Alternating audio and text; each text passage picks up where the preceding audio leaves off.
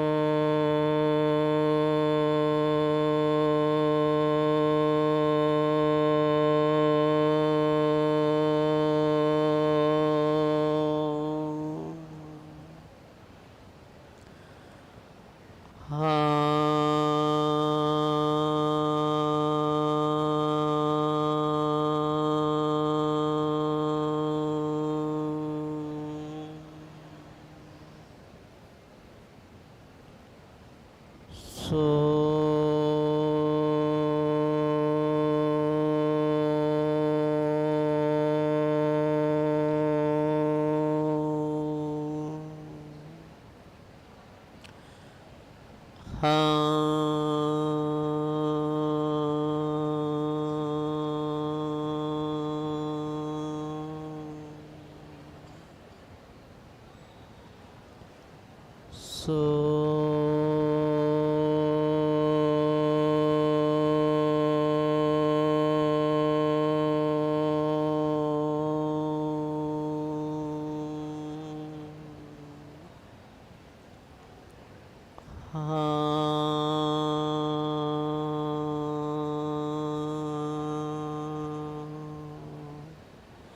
mentally chant 2 times.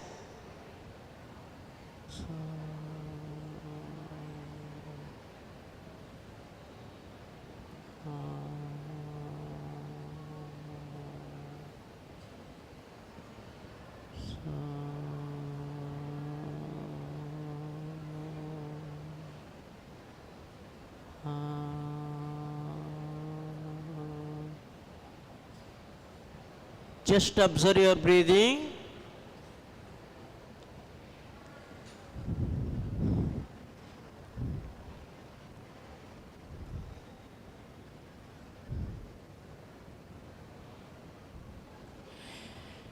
Yes, okay.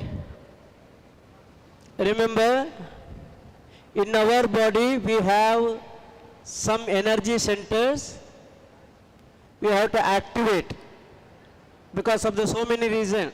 It may be blocked. How to activate? By using various techniques in traditional practice, that's called spiritual practice. By doing spiritual practice, we can activate our Shat chakras. 7 chakras are there. Once if you are activated your chakras, definitely you can tolerate any situation. We can able to manage, we can prevent, we can overcome. Also, we can recognize some things going on. That is called your consciousness will become alert. Sixth sense. We can experience your sixth sense also. Once if you are experiencing the sixth sense, definitely we can prevent so many problems. Yesterday I told, Ayam Dukkham Anagatam means to prevent all type of the pain. You have to accept yogic practice as a day-to-day routine. Do it. There are techniques I introduced, I demonstrated, I explained. Okay.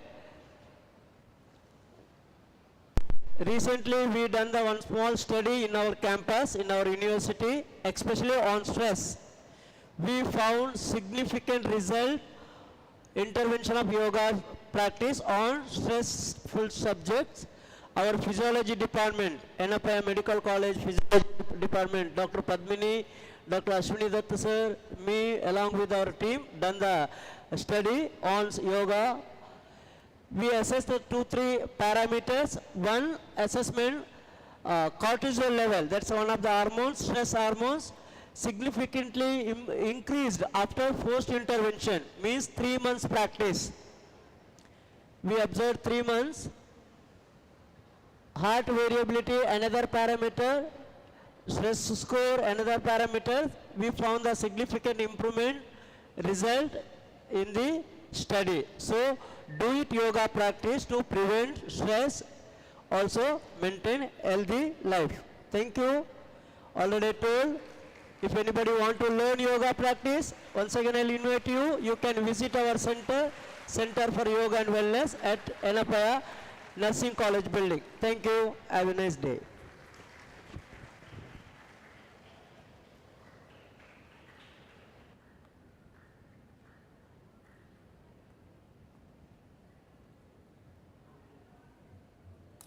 Thank you, sir, for your energetic and practical session. I request Mrs. Janet Prina Minanda, Vice Principal, Administration, Enapoya Nursing College, to hand over the certificate to our resource person, Mr. Kushalappa Gowda. She's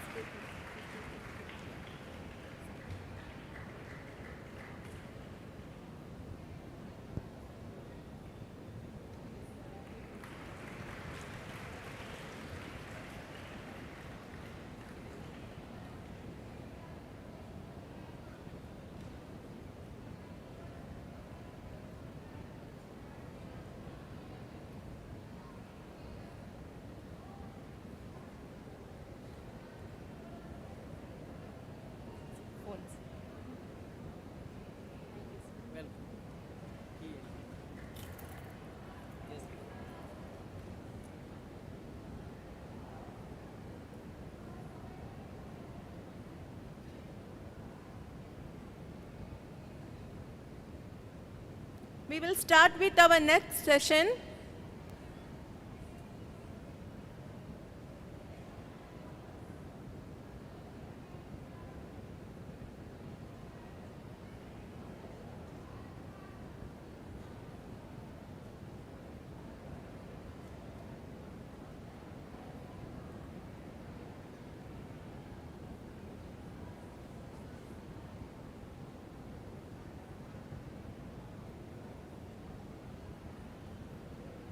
Students, please settle fast.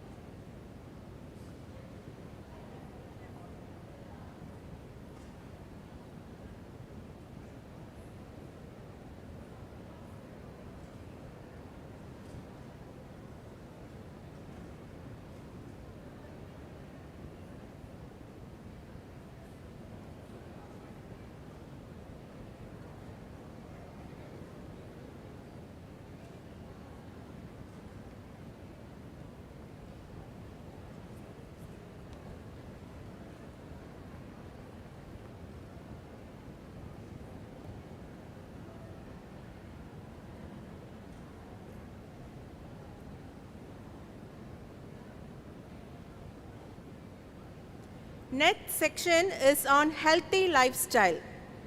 We have with us Dr. Madhavi Bhargav, Associate Professor in Department of Community Medicine, Anapoya Medical College, and Deputy Head, Center for Nutrition Studies, Anapoya deemed to be University. Madam has worked as a practicing surgeon and a clinician in tribal areas of Chhattisgarh for more than 10 years. Madam has more than 40 articles published in peer-reviewed national and international journals. Madam had collaborations with UNICEF, National Institute of Nutrition, Hyderabad, National Institute for Research in Tuberculosis, Chennai, and with many other organizations. Madam is an associate editor for Helion Journal. With this brief introduction, I welcome you, Madam, and request you to take over the session.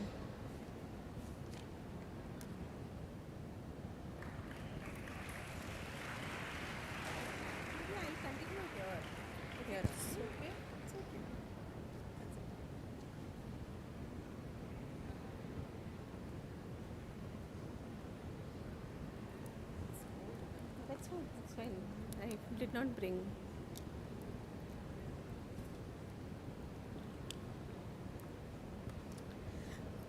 Good morning, everyone.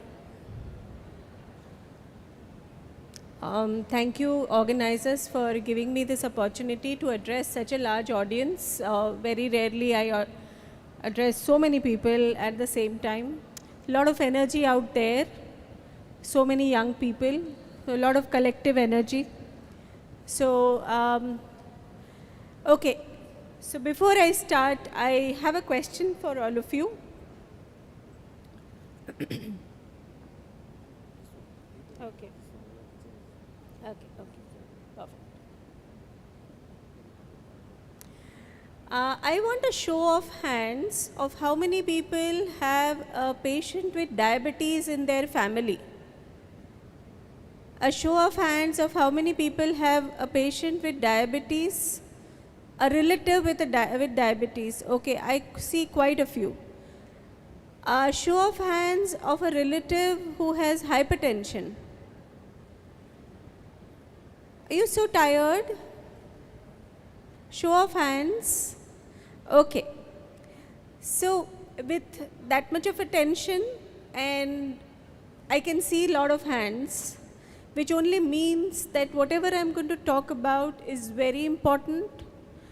You need to start at this age if you want to prevent lifestyle diseases. So that's why this talk on healthy lifestyle.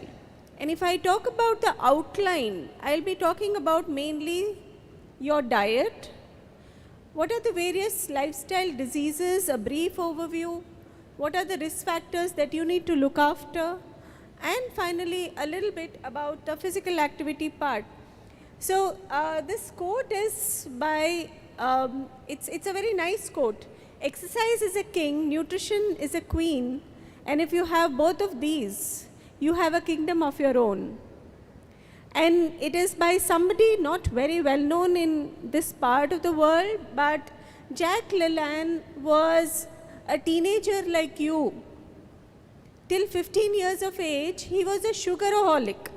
He used to love junk food. And at the age of 15, he came across, he listened to a lecture on good diet and nutrition and physical activity, and it just, it was a turning point in his life. And to the extent that he really changed himself, and at later stage, from 1951 to 1985, he ran a program on health and fitness in America. And he died at the age of 98, and till the last day, he was able to be mobile. So any of you who have old people in your house, being mobile at that age is a wonderful gift. And the investment starts at your age, right? So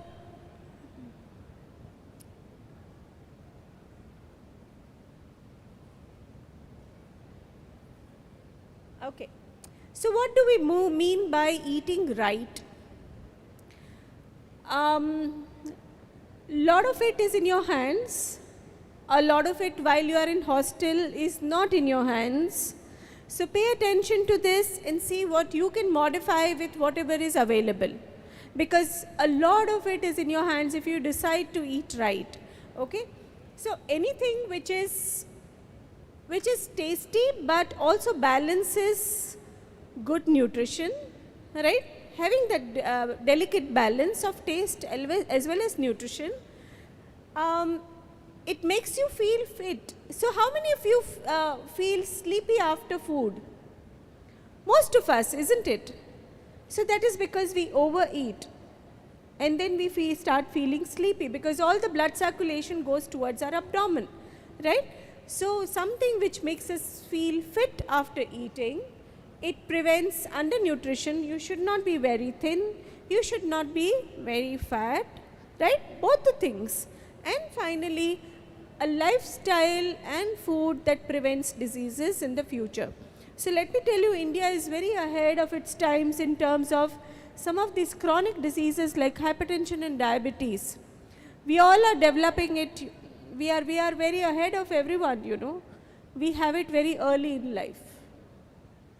Right? So we Indians are very ahead of everyone else in the world, even in this. So if we look at the various foods that we consume every day, and if you start identifying what is what, right? There are some energy giving foods, you all know, right? This is all, you all studied even in your school. So what are those energy giving foods? These are cereals. So your rice, wheat, all the millets that you eat, ragi, including ragi, right? Those give energy. Then there is one very dense form of energy, and that is in the form of fats and oils. Then we have something which builds our body, that is muscle mass, right? And that is proteins. So proteins come for vegetarians from dals and pulses, and proteins for non-vegetarians can come from eggs, meat, fish, flesh, etc. Now, one thing I like to talk about protein when I tell children, that a lot of you will think, you know, once in a week I should eat eggs properly, I should eat fish so that I have good amount of protein in my body. But unlike calories, see, if I eat too many calories, it gets deposited in my body and I become fat. But if I eat excess of protein, there is no way to store that protein. So if I eat more, it is excreted. and next day my body needs another quota of its protein. So if you think that today I have had good amount of protein and for 1 week I will eat junk food, that is not the way to deal with the situation. You need your protein every day. A lot of protein in Indians come from cereals, right? Which is a very, not a very cost effective way to eat protein. So definitely dals, pulses, and whoever is non-vegetarian, a good amount of fish, fowl, flesh is good, right? And apart from protein intake, how much you utilize it by doing physical activity, that is another important aspect. So even if you eat lot of proteins, but if you are sedentary, your body doesn't utilize it and just excretes it, right? And lastly, we have the protective foods, we all know, right? The vitamins and the minerals that comes from our vegetables and fruits. Okay. So if you look at the big picture, most of the times a well-balanced plate of ours, the Indian food, whichever part of the country you go, is actually a very balanced diet, right? It's only when we heap up too much of rice or when we just eat too many chapatis and forget about everything else, that is when the problem starts. So make sure that the proportions are such that all colors have good representation, which means you are eating enough vegetables, you are eating enough dal or meat or eggs, etc. Right? So make sure there is good representation of all the colors, which also means representation of all the foods that we talked about, right? So variety of food, diversification, fruits and vegetables as much as possible. And remember, fruits I do not mean to say that you need to go and buy, apples worth 200 to 250 rupees a kilo or pomegranate 200 rupees a kilo. Our lovely papaya, which is easily available in this region, the chiku or the sapota, whatever you call, the local fruits are equally good, the pineapple. So whatever is local is very good for that area. You do not have to go beyond your means to go and buy. I would say, okay, how many of you think that tomatoes are vegetables? Show of hands. How many of you feel that tomatoes are vegetables? Oh, this is a very intelligent audience. Actually, tomatoes are fruits. And nutritionally, there is not much difference between tomatoes and apples. Okay, and you know the difference in price. Lastly, avoid processed food. Now, what is this processed food? So, whatever comes in packets, your chocolates, your sweets, your burgers, your pizzas, all these are processed food. It has a lot of processing involved, which has many preservatives and lot of nutrients are taken away from you, right? So avoid too much of processed foods, avoid too much of sugary foods, of course, avoid alcohol and tobacco, and lastly, physical activity. So if you look at these points, you're covering your health forever if you look at all these things. Now, see, I already talked about these things, so I'm not going to elaborate too much. Basically, carbohydrates, if in your plate, if you are supposed to eat, 60 to 70% can be carbohydrates. That is either your chapatis or rice, right? If you can keep it up to 60%, it is well and good. And if you are having a dal or egg or meat, make sure that it covers about 15 to 20% of your plate or the energy that is consumed. Similarly, fats, 15 to 30%.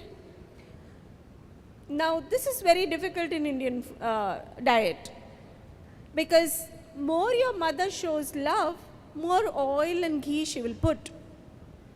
And the easiest way to make Indian food tasty is by deep frying it or putting a lot of ghee or oil, right? So this is where the problem comes. We need to change that pattern. And finally, a lot of vegetables, salads, etc. Make sure that salt is about this is difficult part, 5 to 6 grams per day. So do you know how much we Indians eat salt in a day with all our chutneys and spices and pickles, etc.? Because more spicy it is, more salt you need. You agree? Any food which is spicy requires a lot of salt, and we love namkeen, right? So Indians in general eat about 20, this is from a survey, 20 to 40 grams of salt. And that is why we have very young hypertensives also.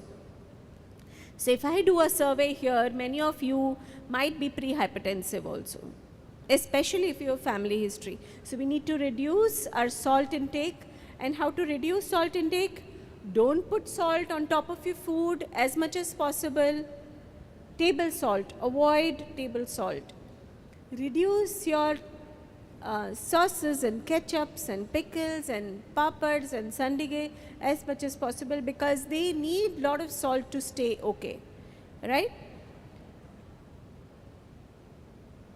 Okay, so what are the other good eating habits? Something which we all do very often: not to scroll while you are eating, not to watch television while eating.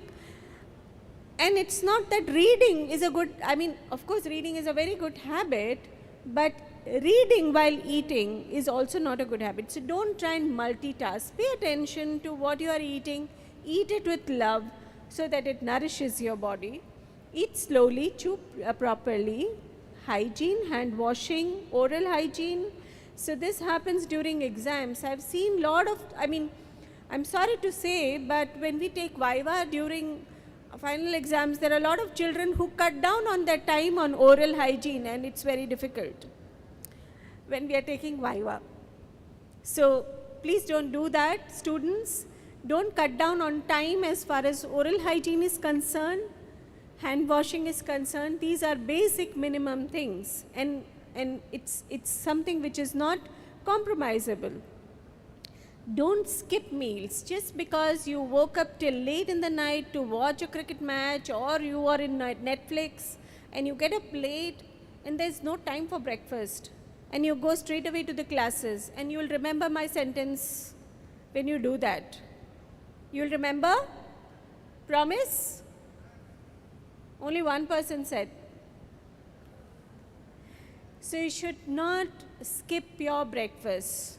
Okay, because all of you otherwise then gravitate towards all the junk food which is available plenty in most of the campuses of Yenapoya. Okay, so once in a while it is okay, but don't do that every now and then. And don't overeat.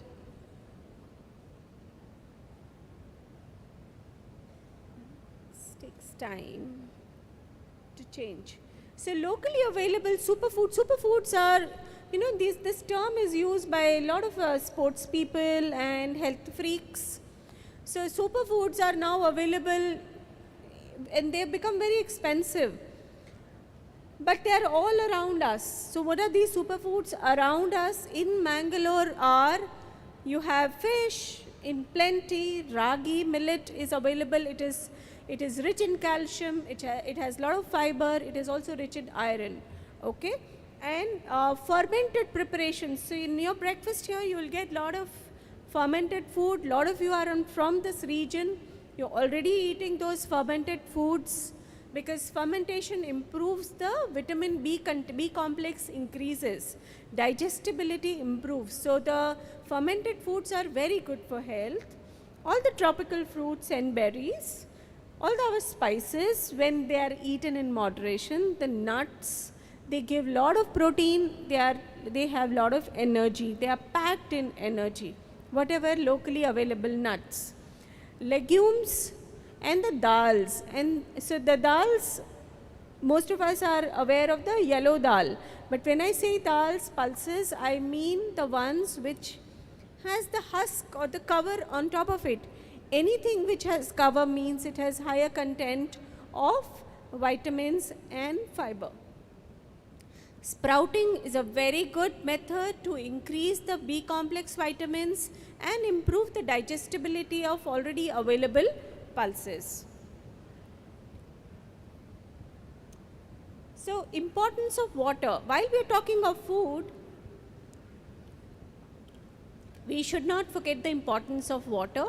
So, start your day with a glass of water instead of immediately having a cup of tea or a coffee. We forget because there is a lot of humidity, we sweat a lot, but at the same time, because the temperatures are pleasant, or if you are in air conditioned areas, you might forget drinking water.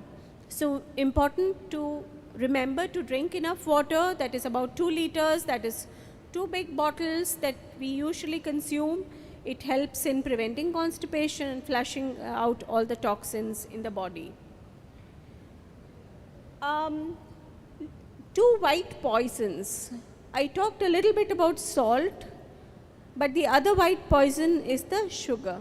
So these are 2 white poisons we need to consume in moderation. Think of all the foods which have lot of sugar and lot of salt, try and minimize them. So because sugars have just empty calories, they give you a lot of weight gain. You also become hyperactive, and sometimes it can increase anxiety levels also. So too much of sugar is not a good idea. And as I said, what are the foods that have high amount of salt in this region? I have listed all of them here. Okay.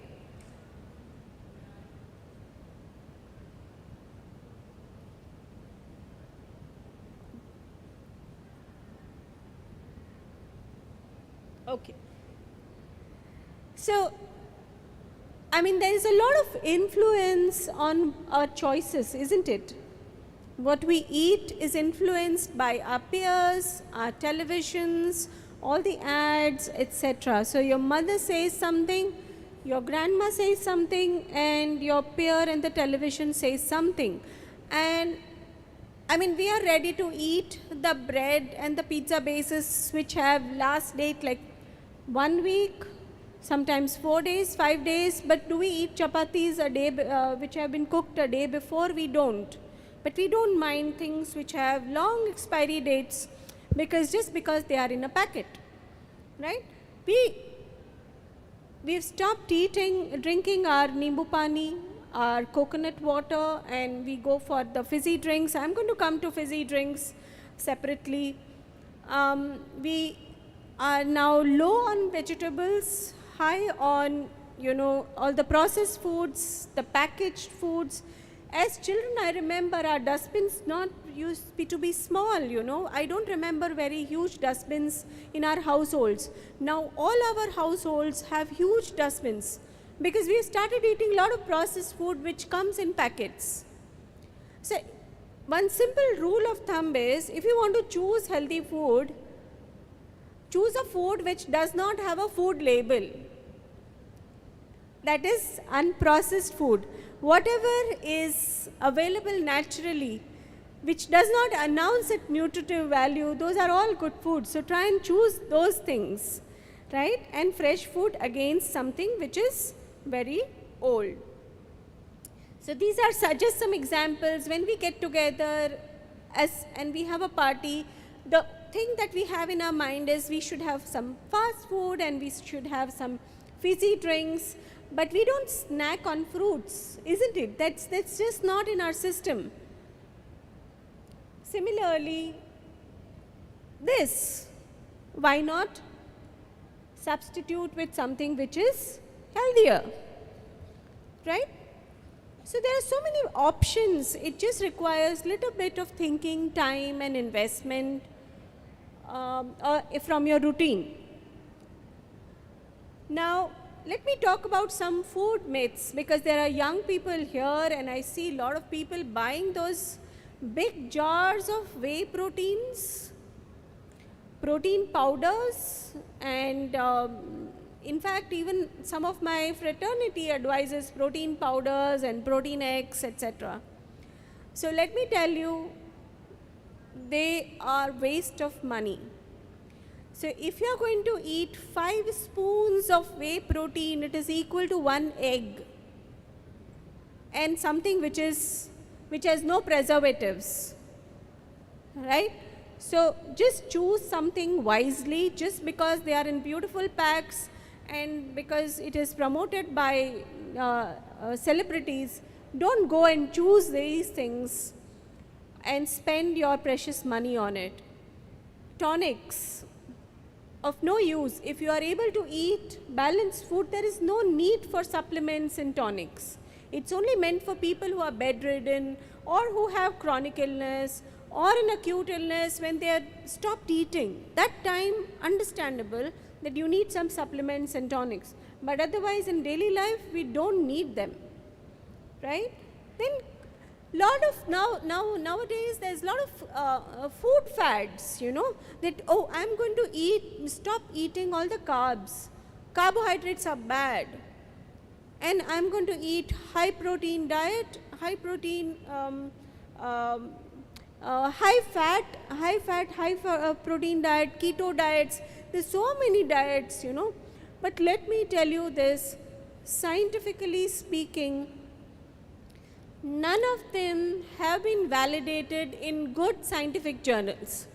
So let the celebrities try all those things. They have all the time to do that. You stick to your balanced diets and not the food fads and the various fancy diets that are going on around in the world these days. Probiotics similarly, and then spending on heart healthy oils. You can tell this to your family members. It's best to have rotation of oils. There is not one single oil which is heart healthy oil, because each oil has some essential fatty acids which are unique to that. So there is not one single oil that is supposed to be heart healthy. This is a myth. Then in every part of India, there is some food which is labeled as hot and some food which is cold. So bananas, oh, if you have running nose, stop eating bananas. Isn't it? You would have been told by your parents. As children, some foods were prohibited when you were ill. So unless and until something is really well proven, and if somebody is ill and wanting to eat that, it is better to continue to eat that rather than completely stop food intake, right? So, and excess of everything is bad. So eat everything in moderation. Nothing is hot, nothing is cold as far as eating in moderation is concerned. And again, intermittent fasting. And of course, I am not saying that you don't do your religious fasting. I am not at all against that. But what I am talking about right now is people who have started following intermittent fasting for weight loss. So they eat a lot once in a day and then they don't eat at all. So all that is not good for your pancreas and for your body, where the sugar levels and the insulin levels are controlled.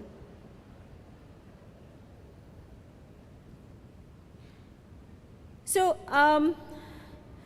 next, now I have talked about some of the good ways to eat and make yourself healthy. But if you don't do that, what happens?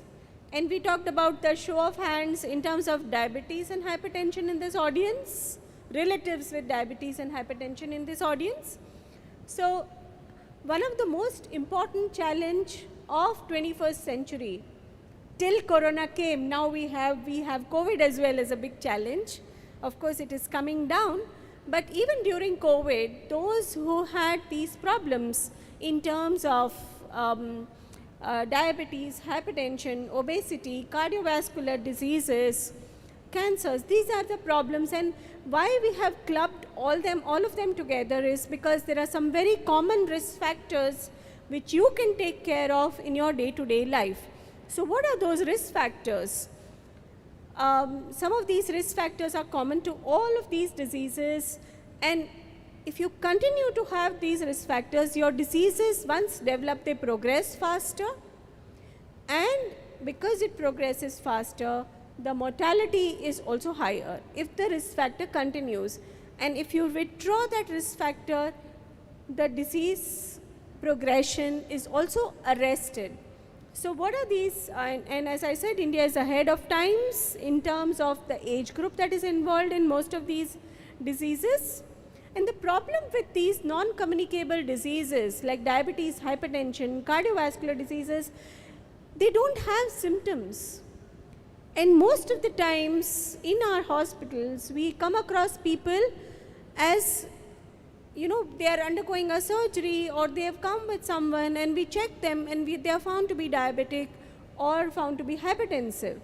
So it's very important that you guys take care of your health, and because now you're adults, you get yourself screened as well.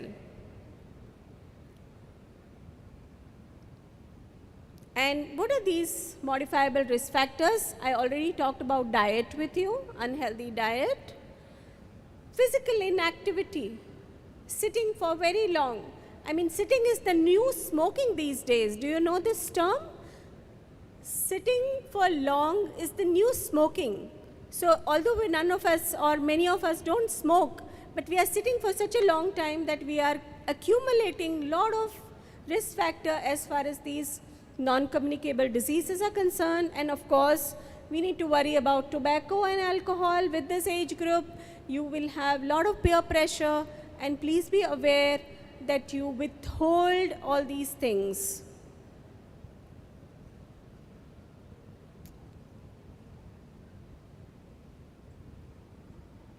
So, physical activity, there is good facility available in this campus as far as gym is concerned. You guys would have been playing something till you were in the school, now you're in college.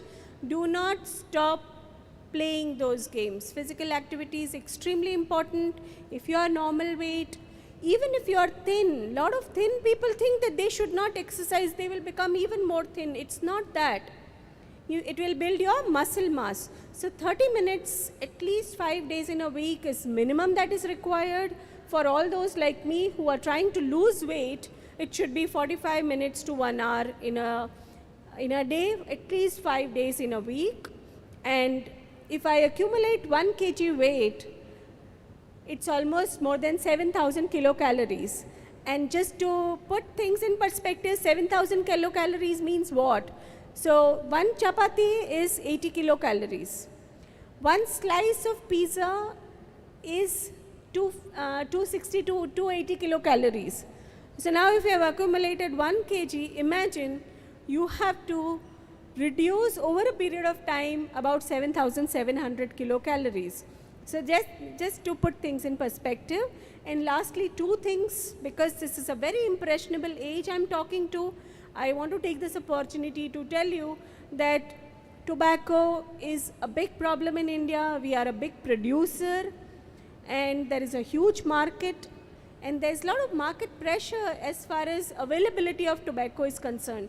So it took so many years to have those warning signs on cigarette packets. But the BDs which are available locally do not have any warning signs. But tobacco in all forms is very, very harmful, and the industry is very strong and prevents us from having a lot of legislations. And lastly, how to quit. A little bit on quitting in case you're already into it. That is 4 A's. What is that? Avoid. Completely avoid it. Alter the intake. So if you have been taking 5, and see, this is not for you, even if you have a friend, if you can contribute in this much, if somebody is taking 10, alter it to 5 per day and then gradually reduce it. Look for alternatives like putting something in the mouth, like a chewing gum or cardamom, etc., and involve yourself in activities that reduces the intake of tobacco. Studies have shown that. 5 D's, that is deep breathing whenever there is a craving. Deep breathing helps. Delaying it little bit more, pushing your boundaries, drinking of water, and diverting yourself by doing something else. And 4 R's, that is review your reason for deciding to quit so that you reinforce that idea of quitting. Remind yourself of the desire to quit and reward yourself when you are able to quit. And lastly, alcohol. In India, almost 6% of all the deaths are due to alcohol. At least in this part of the world, we get a lot of patients with alcoholic liver disease. There's a lot of peer pressure. It is easily available. So make sure that you stay away from this during your student life and forever. So lastly, if not alcoholic drinks, what about the fizzy drinks? So there is a problem with the fizzy drinks as well. So you must be thinking this lady is going to prevent us from having any fun in life. There are a lot of alternatives also. The problem with fizzy drinks are that they are empty calories. The phosphoric acid damages the tooth enamel and even leaches the bones, right, and makes the bones weak. The junk food that you eat, you know, you're not going to eat chapati with Coca-Cola, right? So you're eating all the junk food, so the combination becomes even more deadly, right? Obesity, it affects cholesterol levels. Of course, there's a lot of burping, and some people have headache after consuming, and there are ill effects on appetite. So there are a lot of alternatives, at least in this part of the country. Try and use them. And if there are any queries, I'll be happy to answer. But I'm sure you will remember this talk when you're eating your junk food. Please remember me. Thank you so much for your kind attention.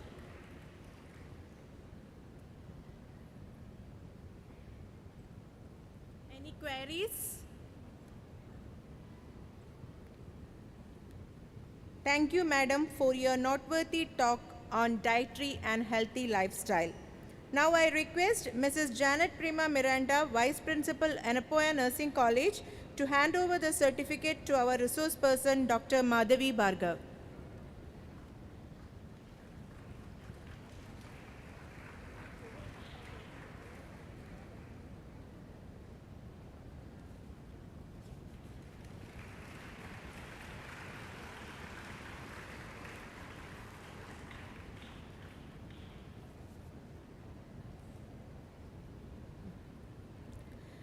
Next session is on orientation to NSS. We have with us Dr. Ashwini S. Shetty, Associate Professor, Department of Anatomy, Anapoya Medical College, and the NSS Program Coordinator, Anapoya deemed to be University. Madam has been awarded doctoral degree in Faculty of Medicine in her research project. As General Convener, she has contributed in Cancer Awareness Outreach Program and early detection by educating 29,975 NSS volunteers of Dakshina Kannada, Udupi and Kodagu districts. Madam has trained 2,300 students in disaster management and first aid training program, and 1,800 women have been trained for self-defense, tobacco prevention, HIV awareness. Madam is a recipient of State Level Award for the Best NSS State Program Coordinator, National Award Late Pushpa Hariram Punjabi NSS Netra Award, International Lifesaver Award in the year 2021 and 2022, State Level Award for Best NSS Program Officer, World Out Contest Award by UNICEF Association, Best Outgoing Student Award in 2004, and many more awards which is not able to read out in this short term. Madam has presented and published many research papers in international and national journals. With this short introduction, I welcome you, Madam, and request you to take over the session.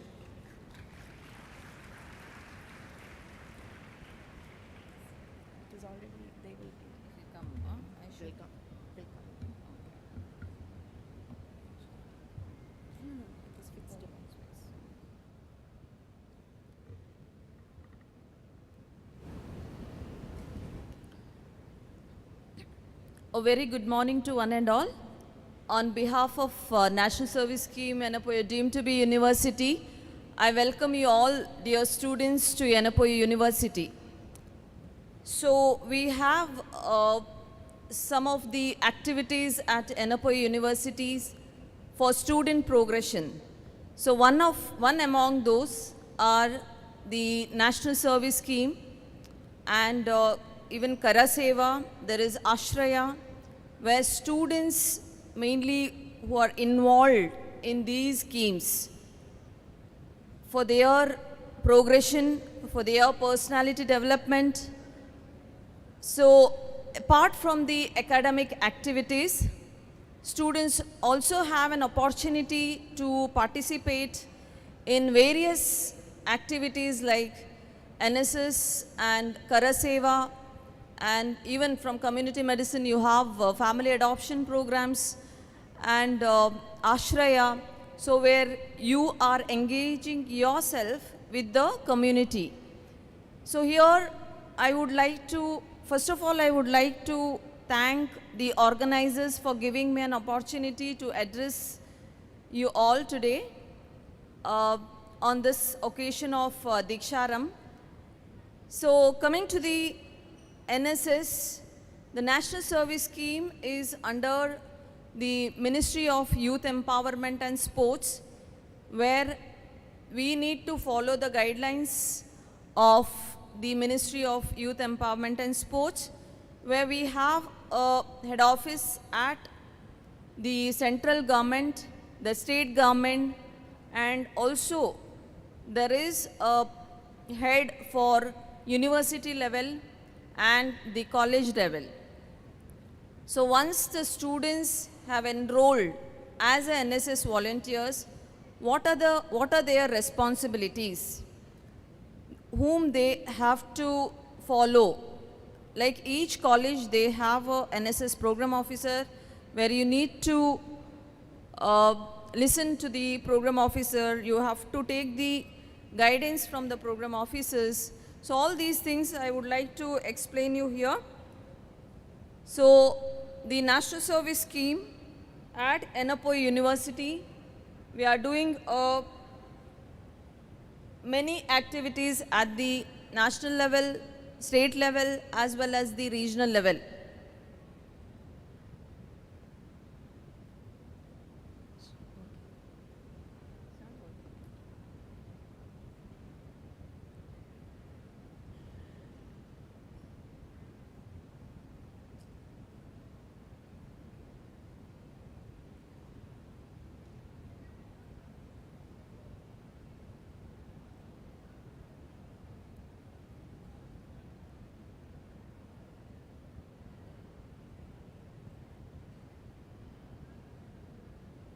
You can connect me here. This one, huh? Okay, so what is our vision? Our vision is to be globally recognized and acclaimed center for excellence and youth development. What is the mission of NSS? Where we prepare the youth for new millennium and for the globalized context by formulating different youth policies, develop a professional capabilities, initiative approach for research as well as the community related projects, network with the international and the national organization, cater to the needs and concerns of the young people, where we utilize the young students like you all for the community service. So main objective of NSS is to understand the community which we work, to understand themselves in relation to the community, identify the needs and the problems of the community and involve them in your problem solving, where you need to go to the community and look for any problems where we need to solve the problems of the society. They gain skills in mobilizing the community participation, utilize their knowledge. Sometimes we may have to communicate to the community, and the knowledge which they share, we need to gain those knowledge in finding the practical solution in individual community problems. So develop the competency in which is required for the group living and sharing of responsibilities. Develop capacity to meet emergencies and the natural disasters. So our volunteers are always ready to serve during the emergency, like it may be earthquake, it may be flood, it may be road accidents. Our students are always ready to help the people. Acquire the leadership qualities and democratic attitudes. So overall, the NSS will build the personality development of a student. And also, definitely it builds up the self-confidence, it brings you self-motivation, brings you how to gain leadership qualities. So all these, which includes the personality development, students overall, you improve your personality developments. The organogram goes like this. Under the Ministry of Youth Empowerment and Sports, we have Department of Youth Empowerment and Sports. Under state, there's a regional directorate, the additional chief secretaries, the state NSS officer. So below this, at the university level, the Vice Chancellor as a chairman of National Service Scheme, the Registrar, Finance Officer and other members as advisory committee members, and the Program Coordinator as a member secretary at the university level. At the college level, we have advisory committee where chaired by the Principal of Constituent Colleges of Yenapoya University and the NSS Program Officer who is playing a very important role at the college level. And below NSS Program Officer, we have NSS Volunteer. So each college has one unit, except now we have increased our unit for the Institute of Arts and Science as well as the Allied Health Science. So we have more than one units for even medical college and arts and science as well as the Allied Health Science. So each unit has one program officer, and under one program officer we have 100 NSS volunteers. So students who are interested to enroll as an NSS volunteer, you have to approach your college NSS officer at the college level. Students are a part of many activities under NSS. The national integration camps, students have an opportunity for participating in the Republic Day Parade, National Republic Day Parade and the State Republic Day Parade. National Youth Parliaments, students have an opportunity to participate in the National Youth Parliaments. They have an opportunity to meet various officials. They participate in community outreach programs, and also for recognizing every students have an opportunity to apply for awards each year for to recognize your community service. Now we had in the year 2013 we had 5 units where we had only 500 NSS volunteers. In 2017 we have increased the units to 10 units and we had around 1000 NSS volunteers. And now presently 2022 we have 50 units in various colleges under the university where we have a strength of 5,000 NSS volunteers, and we have a grant from the government where we utilize for all these community services each year. Our activities also includes the major projects like Cancer Awareness Outreach Program, the Poshan Ma, Swachhata Abhiyan, Campus to Community projects and Amrit Samudaya Abhivruddhi Yojan, where we adopt, each unit has adopted the different villages and they go and participate in the village activities. So out of all these activities, we have recognized with the Cancer Awareness Outreach Program, where it's one of the major project where we trained almost 29,000 people in the awareness on early detection of the breast cancer, cervical cancer and the oral cancer. And we also, this is happening at the state level, and also we are now ahead with the screening program for the non-communicable diseases in all over Karnataka state, as well as specifically we are working with the tribal population.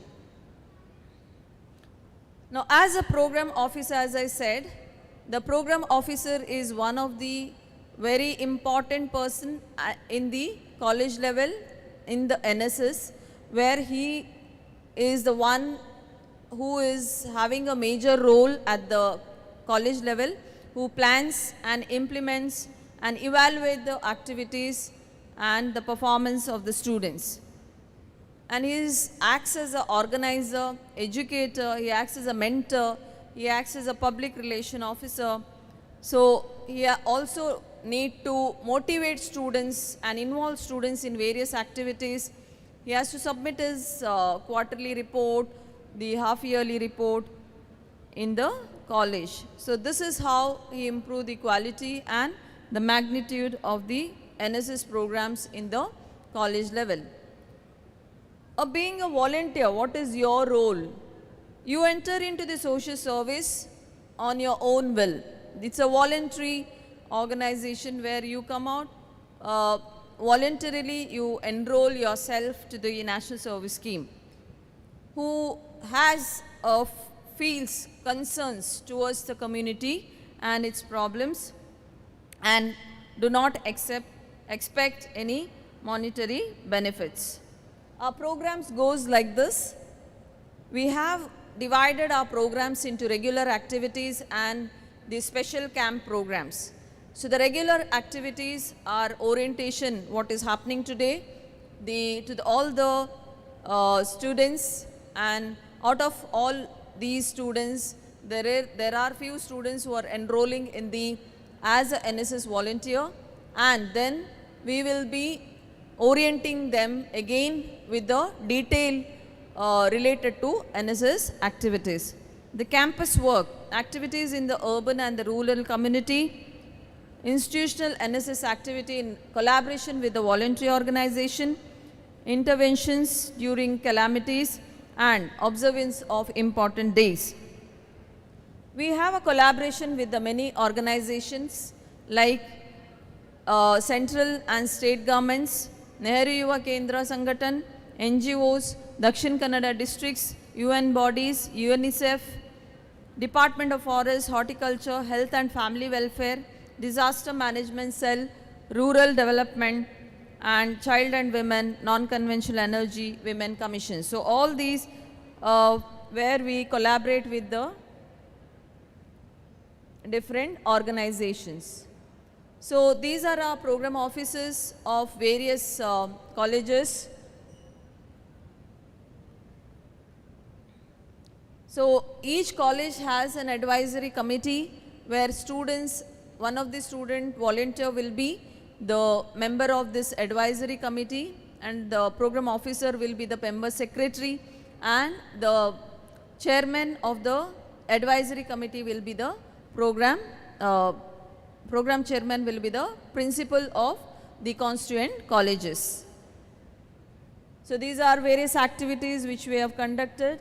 Now the regular activities will go on for 120 hours per year. So every students who enroll as NSS volunteers, they will be volunteer for 2 years. Okay, so you have to complete 240 hours of activities in your 2 years. So there are students who are participating, you have to participate in the regular activities as well as a special camping program. At the end of 2 years, you will be getting the certificate from Government of India. So the special camp will be the 7 days residential camp where students are staying in adopted village and they conduct some programs for the and the activities for the villagers. So there are students who go and stay in the village. NSS volunteers has to stay in the village, do the survey, find the problems, solve the problems, involve the community with your activities. So many of our students, NSS volunteers of various colleges, they are a part of this special camping programs and they actively participate in the programs, which I am going to show you later.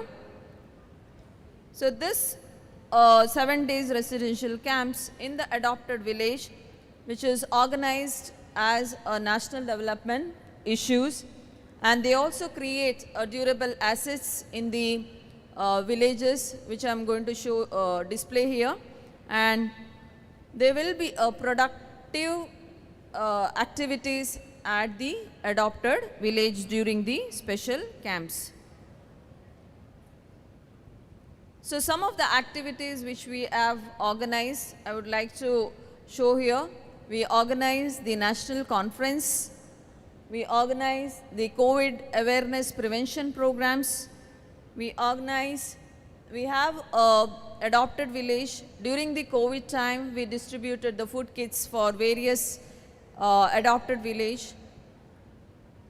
This is where we had conducted what I spoke already about the cancer awareness outreach program.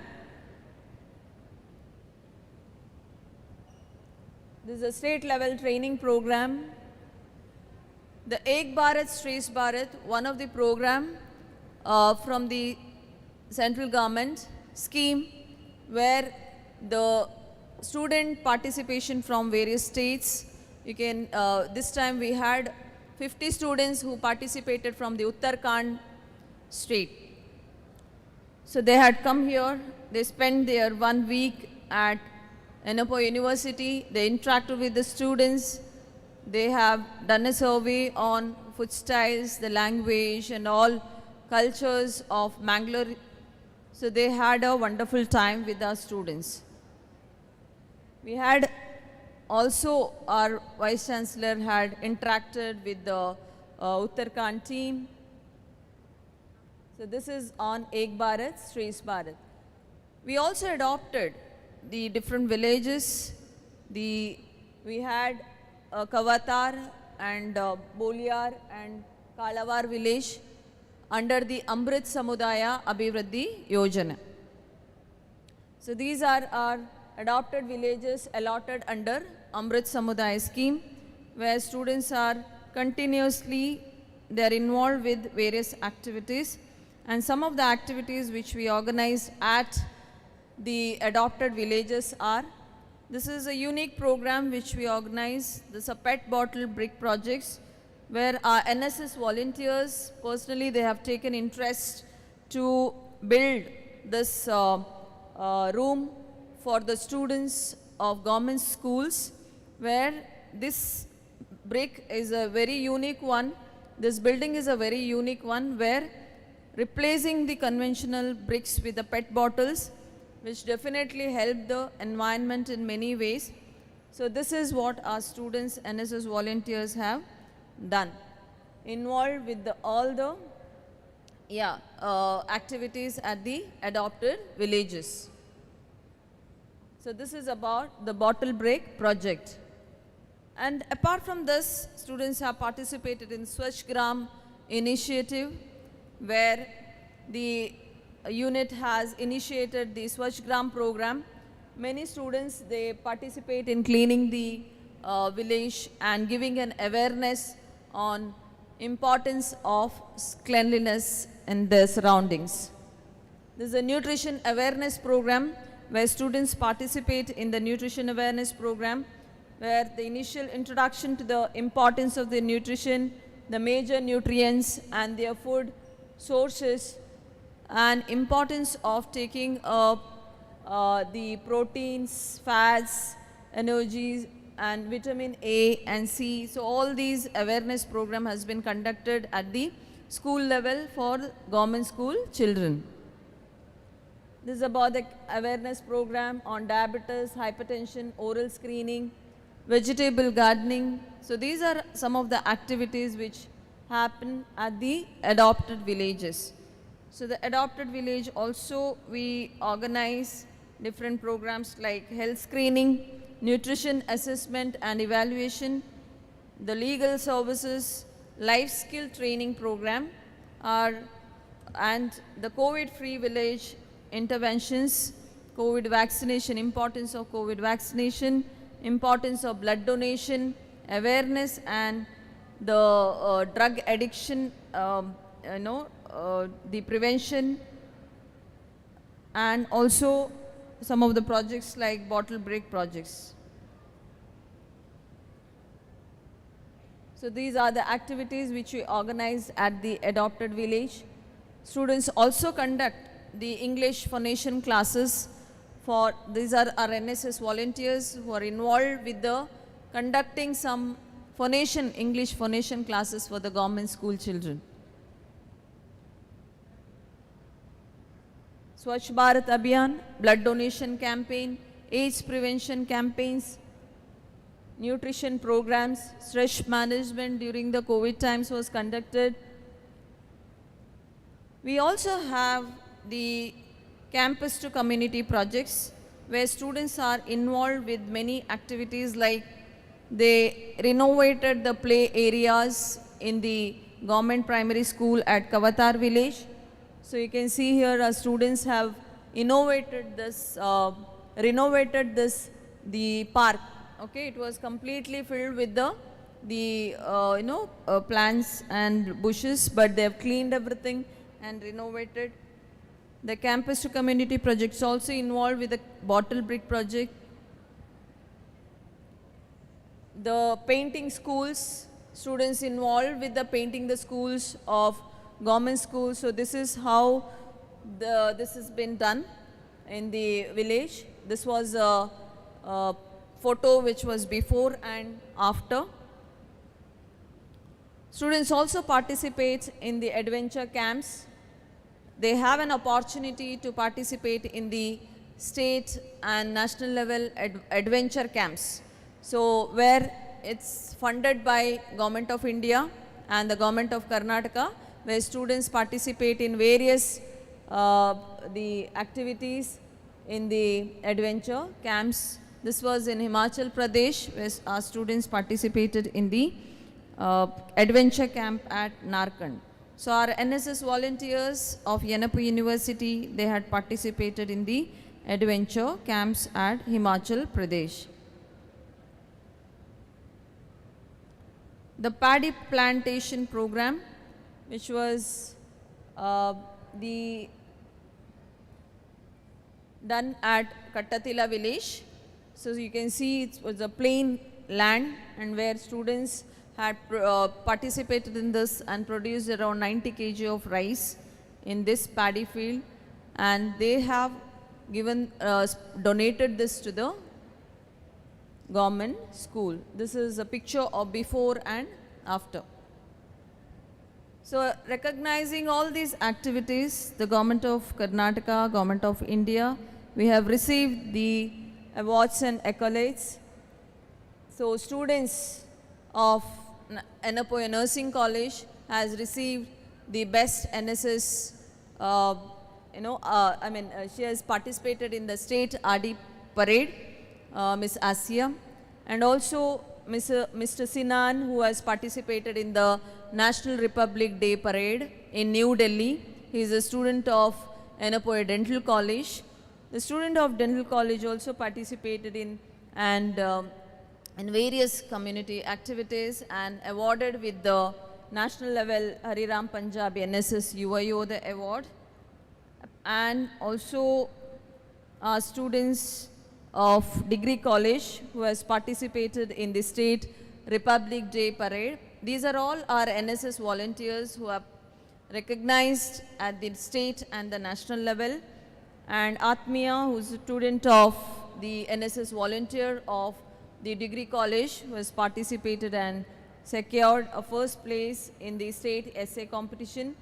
And students participate in the youth parliaments. It's an opportunity for our NSS volunteers of Yenapoya University to participate in the various youth parliaments at the national level and the state level youth parliaments, and students has to grab this opportunity.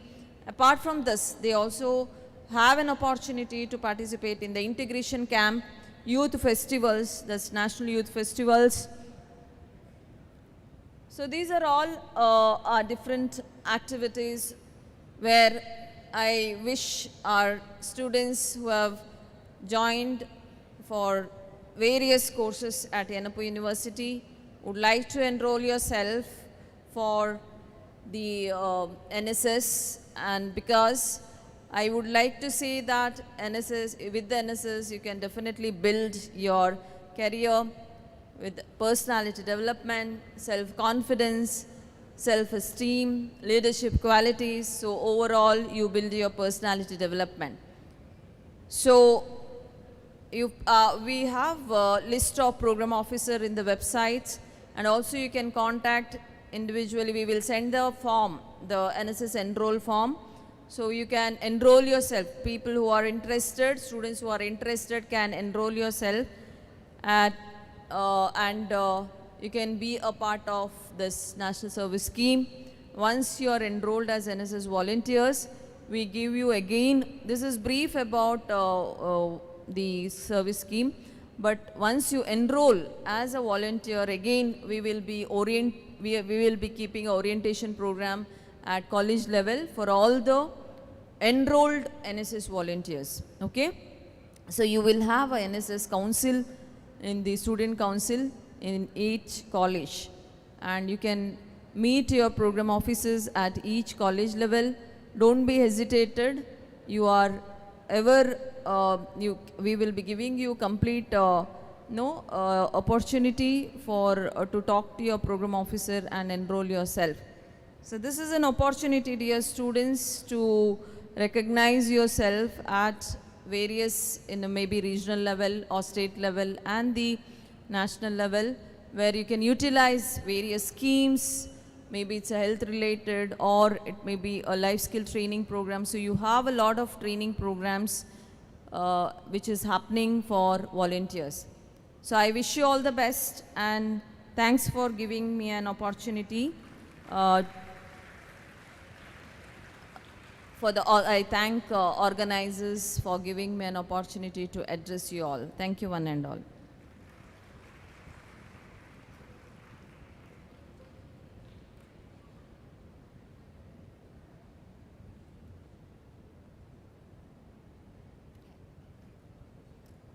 Thank you, Madam, for providing a detailed orientation for our students on NSS program. I request Ms. Vinita D'Souza, Assistant Professor, Yenapoya Nursing College, to hand over the certificate to our resource person, Dr. Ashwini S. Shetty.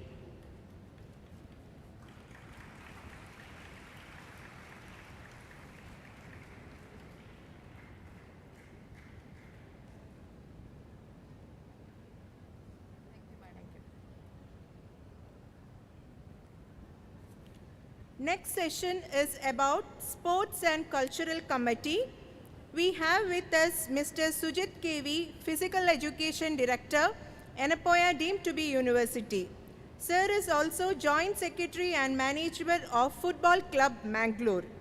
Sir completed his Masters in Physical Education and Sports, specializing in football from Mangalore University, MPhil in Physical Education and Sports Science from Annamalai University. Sir has coached many teams in the categories of swimming, cricket, athletic, badminton, shooting, basketball, and boxing. Sir is a recipient of gold medal from Kannur University Boxing Championship, silver and bronze medal from Kerala State Amateur Boxing Championship. With this short introduction, I welcome you, sir, for the session.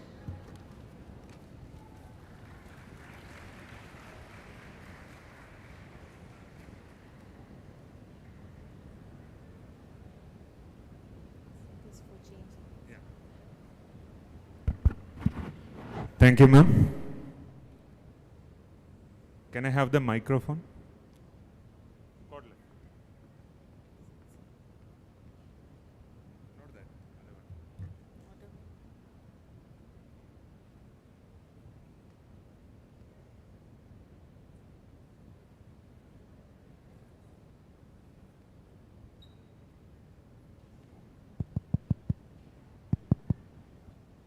Good morning, everyone. I think everybody is sleeping. Good morning. So you have a session for the sports now. I hope everybody enjoys sports. I'm not seeing that energy in your body. Good. Let's see. Everyone, please stand up.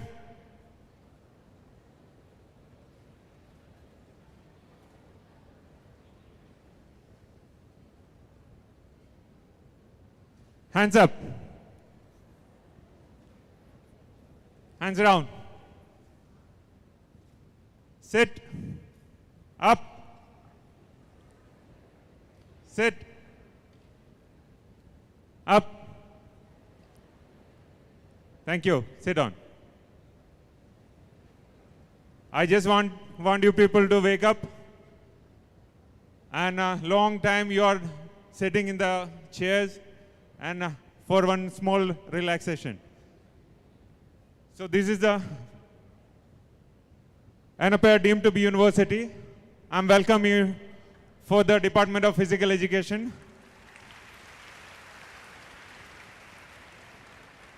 And you are inside my department. This is the Physical Education Department. This is the indoor stadium. And very next to you, left side, that is my office. That is a Director of Physical Education's office. Anytime, we are 365 days and 24 hours. We will be available for you. We have no timings. Anytime we will be available for you. And you know, the Department of Physical Education, we do a lot of activities for the students. Before that, I will show you a small presentation. This is the introduction of our university, Annapurna deemed to be university, established in 2009. And the facilities, the endurance, this is the endurance stadium. This is the multi-purpose use, what we do it. Here you have a basketball court and 2 badminton court here. Once we remove this mat, you can see this. And just below this, you have a big gymnasium. And there is a squash court and a table tennis board we have. Carom board, chess board, everything we keep it here. And we have a football ground. Now we have a turf, in the sense natural turf, that grass ground. That is an international standard ground. When you are entering, you can see there, that is a one which everyone see here. First, that is a international standard football ground. And we are coming up with a bigger ground with a full turf. Okay, that is there are 3 turf which is coming now. One will be in new campus, Ayush campus. Excuse me. Come here. Please come. Get up and you come here. Come. What is your name? Come here. So now the Karthik will continue my session. You want me to continue? You want to do it? Sit. I called it. Sorry?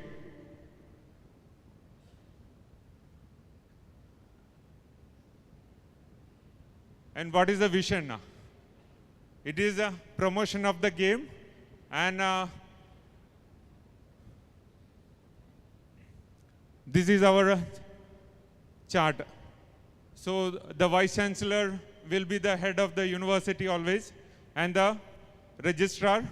And under that the physical director comes, that is me.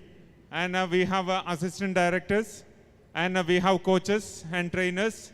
in various sports like basketball, football, kabaddi, and volleyball, and gymnasia. And we have many ground staffs also. Okay, this is myself, Sujit. Ma'am introduced me. Actually, I'm basically from Kerala, and I've been working since 2004 in various institutions. I started working from Mysore, and I worked for Jain University, Bangalore for 8 years. And here it is my 7th year as a physical director I'm working. And Ms. Neetu, she is assistant physical director. She has done her master's in physical education, and she is played Khelo India in hockey. And Mr. Bibi Thomas, he's a football coach. He is the coach for current Karnataka state football team, who is participated for the Santosh Trophy. And they have reached up to the semi-final, and he had trained for the Indian team, junior Indian team, and various teams. And we have a I-League team. He is the technical director for that. And Mr. Shashikumar Nair, he is the NAS qualified basketball coach and military background, and he is the in charge for this endurance. Whatever you want to do it here, you need to meet him, so he will help you out. And you all may be knowing Jagdish Kumble. He is a pro kabaddi coach. He is the coach for our university kabaddi team. And Mr. Sunil also from the Kasargod. He is also a kabaddi coach, and he is support for the volleyball coaching. And the gym trainers, we have many gym trainers because we have 3 gymnasium in Yanapay University. One is here, one is in Jeppo, and one is in Mudipu. Okay, and there are many trainers.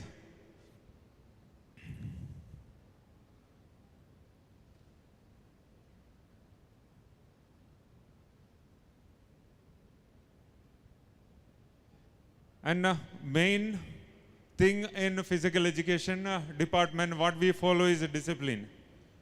If you are not disciplined, we will not entertain you, and we will not promote you for any further events.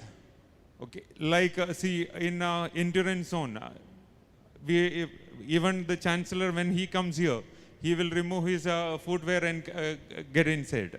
He will not wear chappal inside this what you call the endurance zone.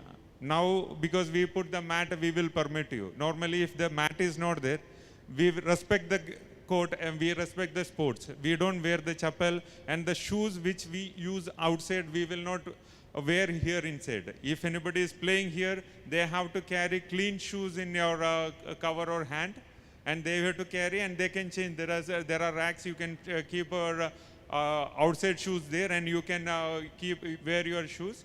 So we maintain that cleanness, and that is a respect. You wear only the sports attires.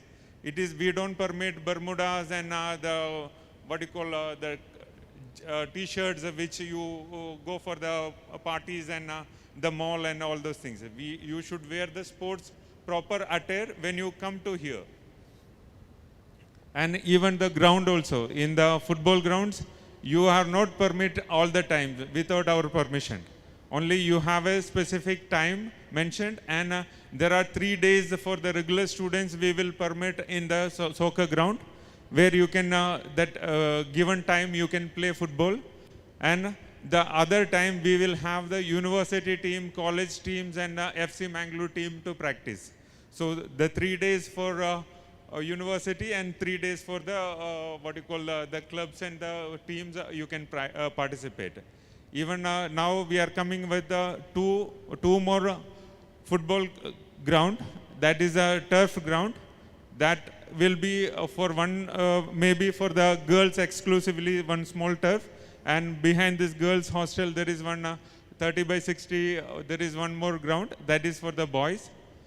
And we have lot of tournaments we host it. And this is the air conditioned, what you call indoor stadium, which we said. And you all know this. And we have a theater, which is 100 plus 120 capacity. So that we normally use it for our teams for their development, motivational videos and strategic plan, all those things we use it. This is the gymnasium. And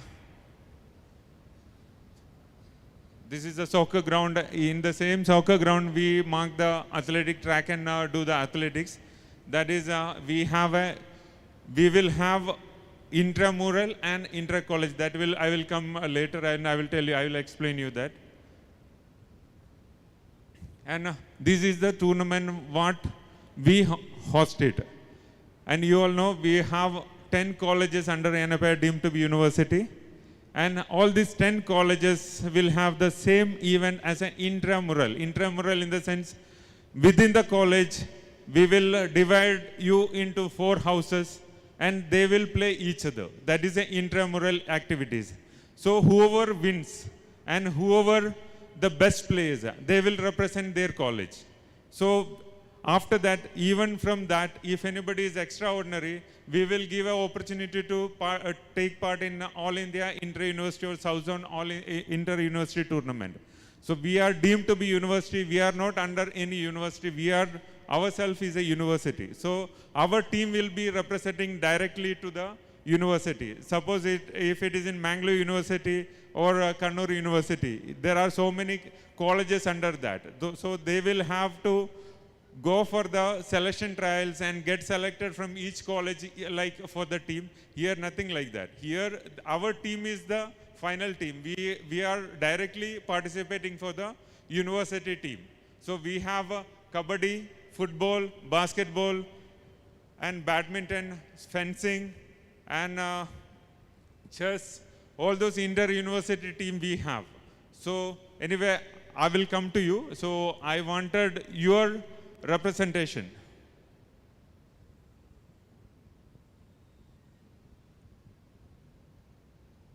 What is your name? You are from?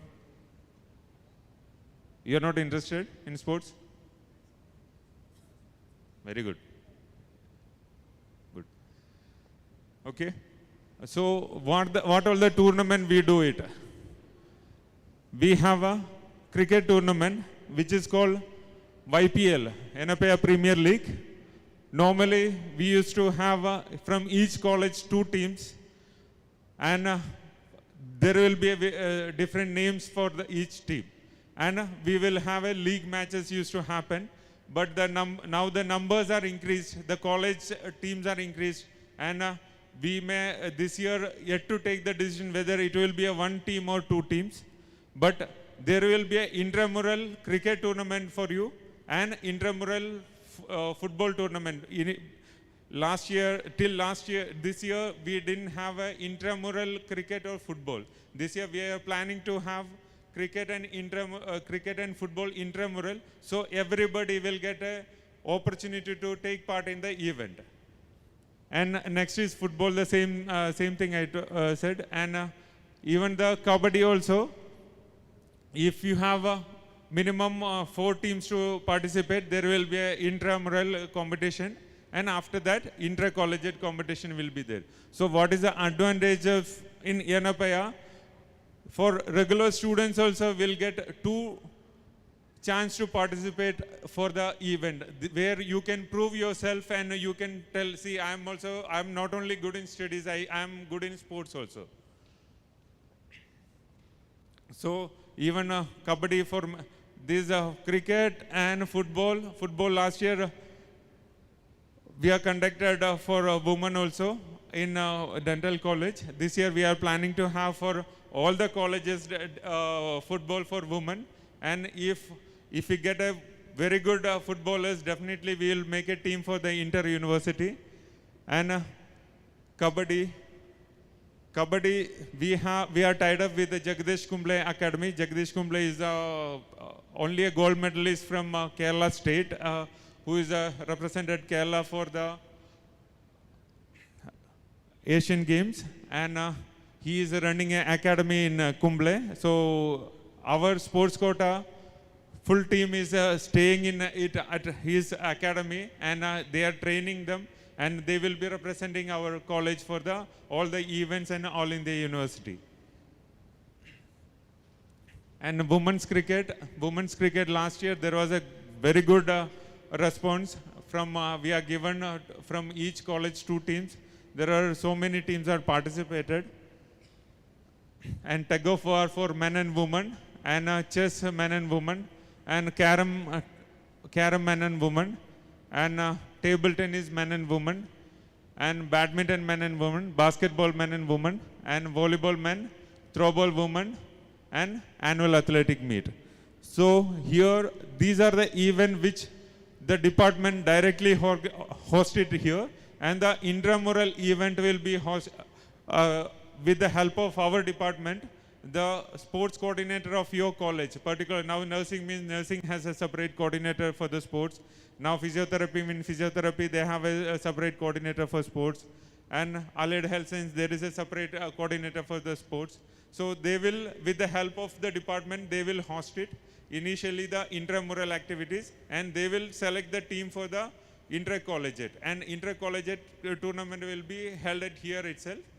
And if anybody is good in what you call extraordinary, we will be pulling them to our university team, and they will be representing our NPI University at the various tournament.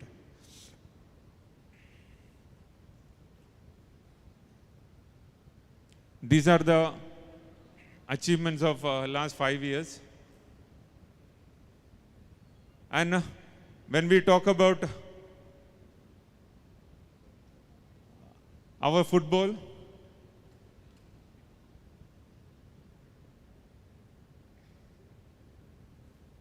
the NPI University have 3 registered clubs. 3 registered club in the sense what that, and other club is FC Mangalore Football Club Mangalore. That is only a club in Dakshina Karnataka district which is registered under All India Football Federation. We play I-League matches. That is a youth league. And in the first year, 2017, we have qualified for the playoff round. And it had a very good performance in the first year. In all over India, the All India Football Federation will do the accreditation. They will go and check the facilities, the coaches, everything. That is called accreditation. And we got 3-star rating among all over India's all the clubs, and only 13 teams have got this 3-star rating, and we are one among them. You should be proud of that because NPI has such a wonderful club in-house, and we have a academy also with this. Those who are not getting selected in the sports quota, they can you can join in our academy. We will be training them, but there will be an extra fees for that. But we will be having a training in the morning, evening, and there are so many tournaments. We will be taking them. Then that will be the promotion of, because we wanted everyone to get an opportunity to participate, not only the best player. So because some may not be having the good training. So we have around, under FC Mangalore, we have around 17 coaches here. And that's why we even, not only here in Mangalore, there are 7 schools our coaches go and train for their kids. That the FC Mangalore coaches go to the schools and train their kids. Then one more is the FC Mangalore Academy. That is because NPI FC and FC Mangalore is now we are playing in Bangalore League, because here the competition level is very low. So we are taken that registered our team for all the competition C division there in the Bangalore. So there are so many the teams are there to take part, and the competition level also is high. That's why the FC Mangalore is participating in the Bangalore League. And here we are, for that we are made a FC Mangalore Academy. So those who are not getting into that team, they will get a chance to play in the FC Mangalore Academy team.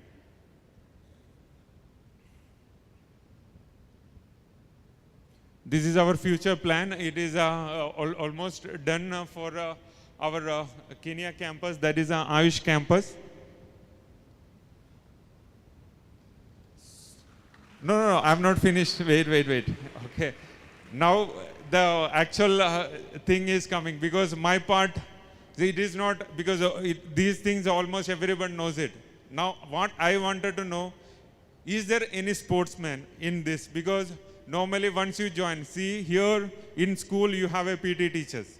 Okay, PT teachers will take your drills or mass PT, everything. Okay, when you go to the PU level, it is almost like here and there. There will not be a PT teacher or the drill master. You have to maintain yourself. And here you have a physical education directors, assistant director, associate director, everyone. Okay, so here I wanted, if anybody is achieved till now, up to your 12th level, if anybody is represented your state at the nationals or the international level, if anybody is please stand up. Please stand up if anybody is represented state at the nationals. In any game, not only football, we promote all the games. Yeah, we have one girl. Good, congratulations. Please come, no?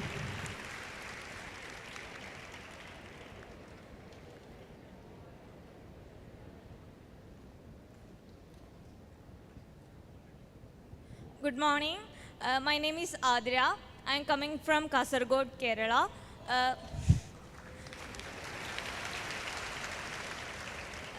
I won gold medal in Taekwondo in state level. Then I participated in national level, conducted in Telangana, Hyderabad. Congratulations. We had one Rakshaya. She is also national level Taekwondo. We are taken her for the inter-university. You please come and register your name there. Definitely, we will support you for everything. All your training, your tournament, everything, we will do it. Hi, my name is Abhinav Chand. Abhinav.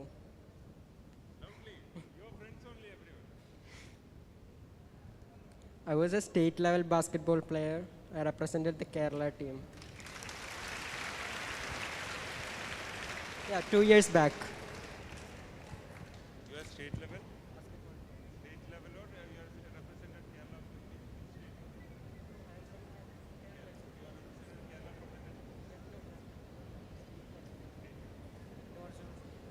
No problem. He is represented his district for the state level basketball tournament. Congratulations. And we have a very good basketball team here. So you can come and meet me, and please register your name.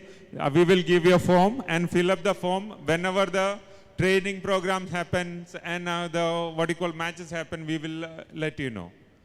Anybody else? Only two? Karate, there will be many karate people. No. Karate is now competitive event. Black belt karate, anybody is here? Taekwondo? No. Okay. District, anybody state level. I actually wanted the national level, but she is a national level player, and I wanted anybody represented their district or schools, schools nationals or anything, anybody, school states. Yes.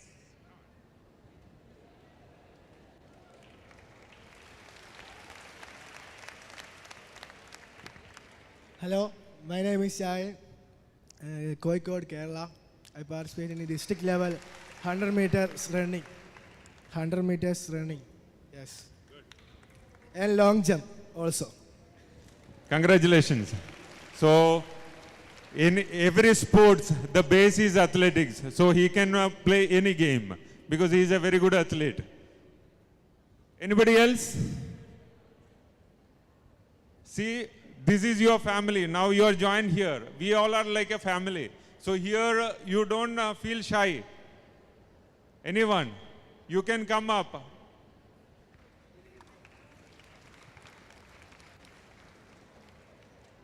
I'm Abdullah Shabas from Vadagara. I'm district level hockey. Congratulations. So we have our madam also a hockey player. She is a national level hockey player.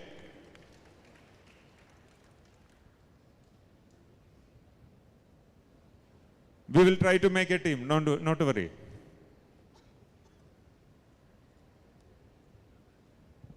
I'm from Kerala, Vadagara, hockey player, district level. Very good. Anybody played hockey before? Only these two? Hockey, please. If I ask football, everybody will get up. I know it. Especially from Kasaragod, right? Kasaragod, Malappuram, and Thrissur. Our coach is from Thrissur. Not only Thrissur, all the district, I think football is very famous.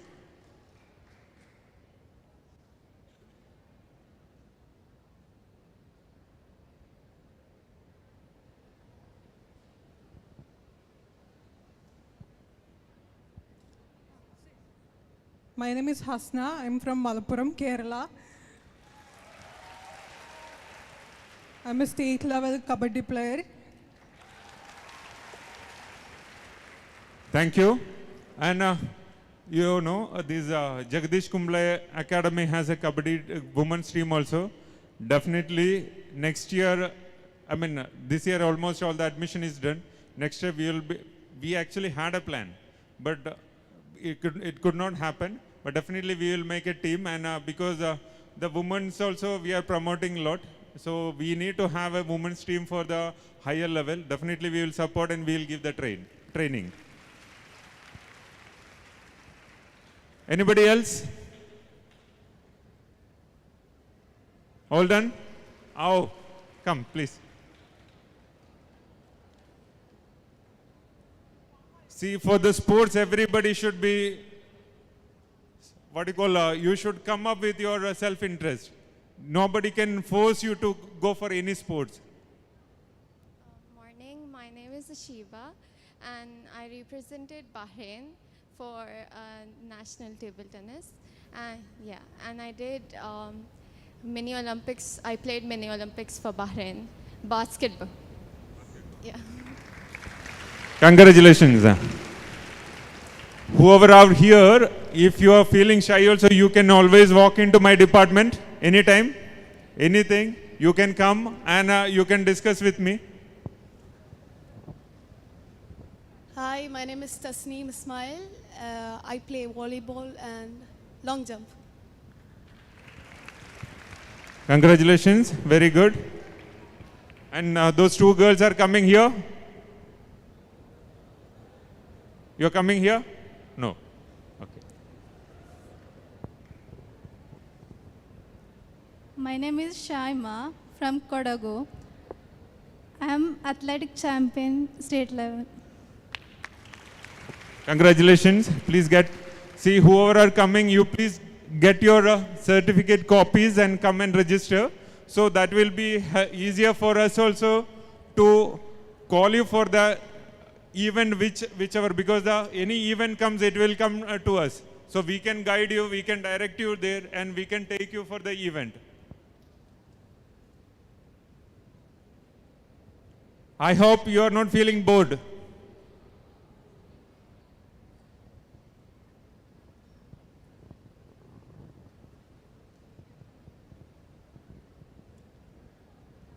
Hi, my name is Hannah. I'm from Ernakulam. I'm a karate fighting champion in district level. We have a karate coach also here. So Mr. Nadine, he is used to take care of our karate team. Anyway, we have a very good karate team in nursing, especially in nursing college. We have a karate team. We have taken them for the inter-university various tournaments. In all India, not all India, South Zone inter-university we have taken. Definitely, you will also get a chance for that.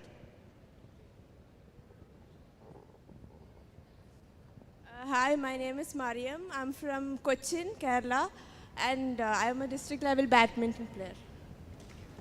Congratulations.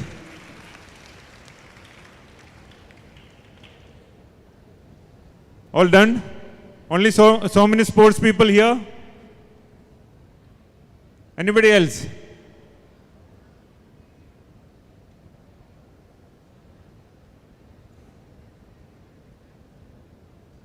And my advice, see, you have to be disciplined, then only you can go to the next level in any matters. If it is sports also, you have to obey the rules. In a classroom also, you have to do the same thing. In your what you call, in your career also, in your work also, when you join some job, you have to do the same thing. So you have to be disciplined, you have to be planned, you should have an aim, then only you can reach the goal. So thank you very much.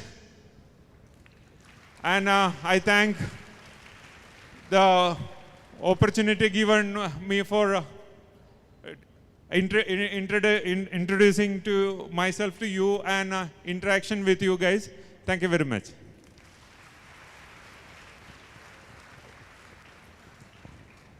Thank you, sir, for motivating our students to continue their sports activities. I request Mr. Vikas Sachin, Assistant Professor, Department of Hospital Administration, to hand over the certificate to our resource person, Mr. Sujit KV.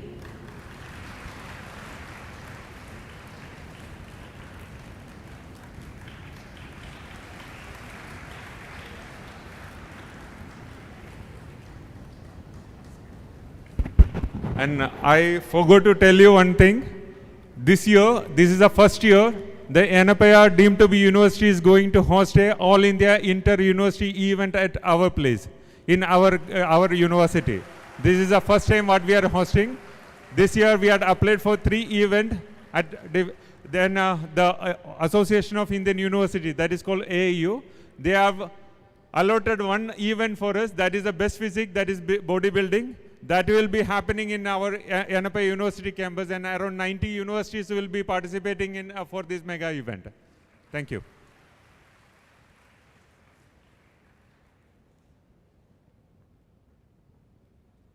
Next session is on substance abuse prevention.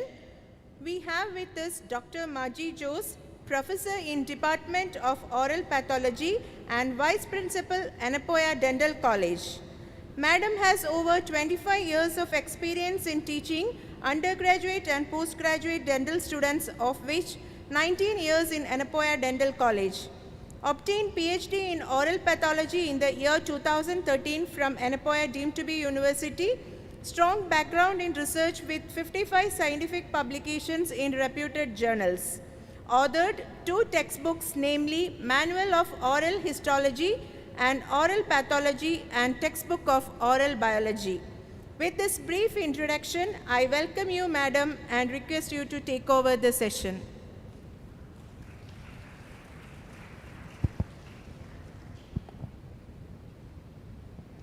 Thank you, Anju, for introduction. Good morning, students. I think I didn't get a proper response from so many students sitting here.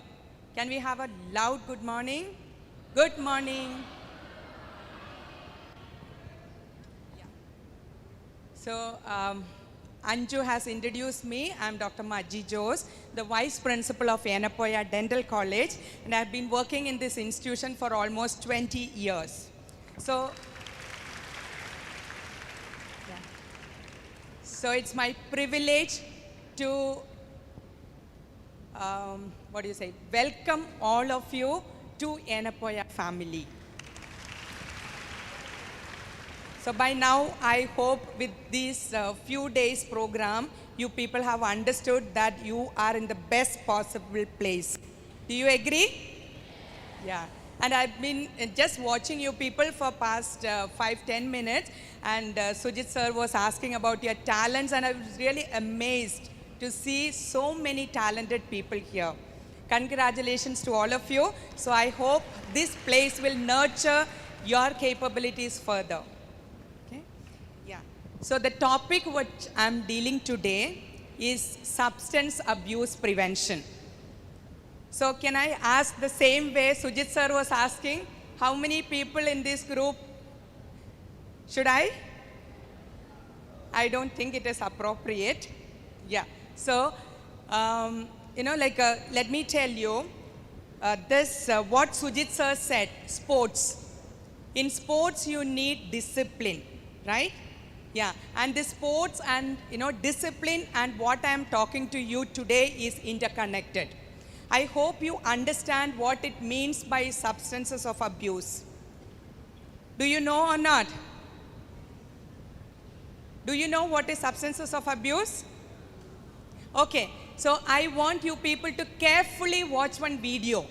Okay, so like now it is 12 o'clock, almost everybody is feeling hungry and then you are feeling sleepy. So let's see one video. Okay, so this video, when you are watching this video, just think it is actually a story of a boy. It's a song. It's basically a song. You enjoy the song. While enjoying the song, just think that the boy in that depicted in this song is either you or your close one, maybe your brother or your close friend. With that emotion, I want all of you to watch this video. Okay? Then we will discuss.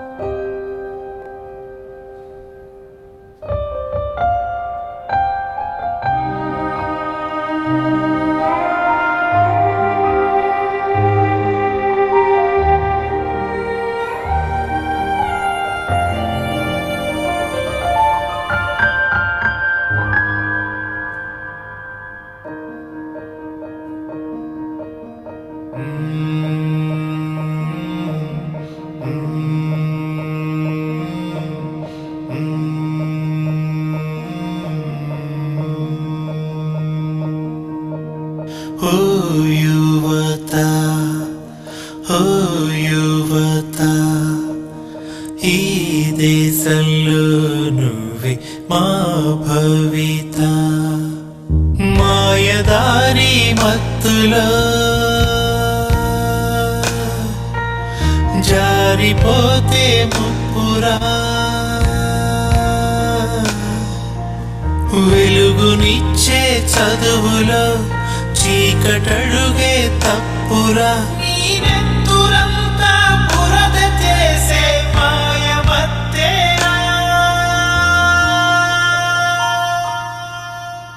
ఓ యువత ఓ యువత ఈ దేశంలో నువ్వే మా భవిత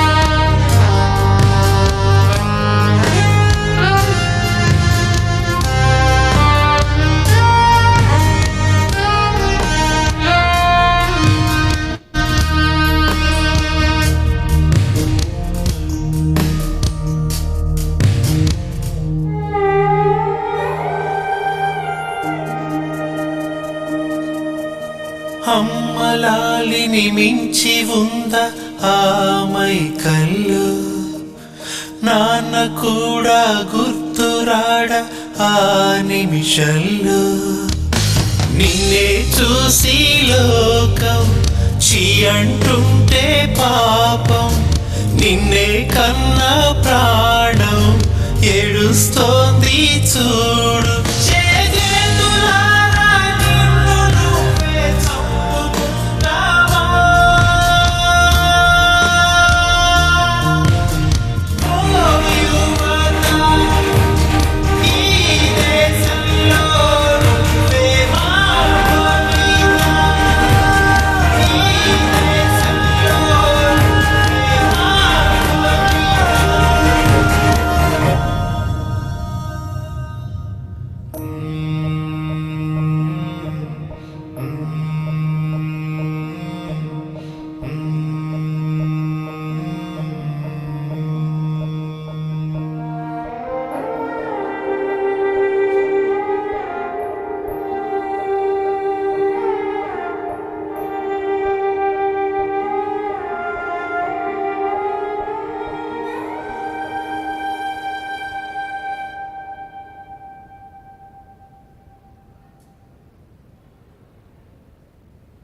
కళ్ళ ముందే కనబిడ్డలు రాలిపోతుంటే drugs మహమ్మారి మత్తులో పసివాళ్ళు తమ జీవితాన్ని కోల్పోతుంటే గుండె బరువెక్కి చేసిన చిన్న ప్రయత్నం ఇది.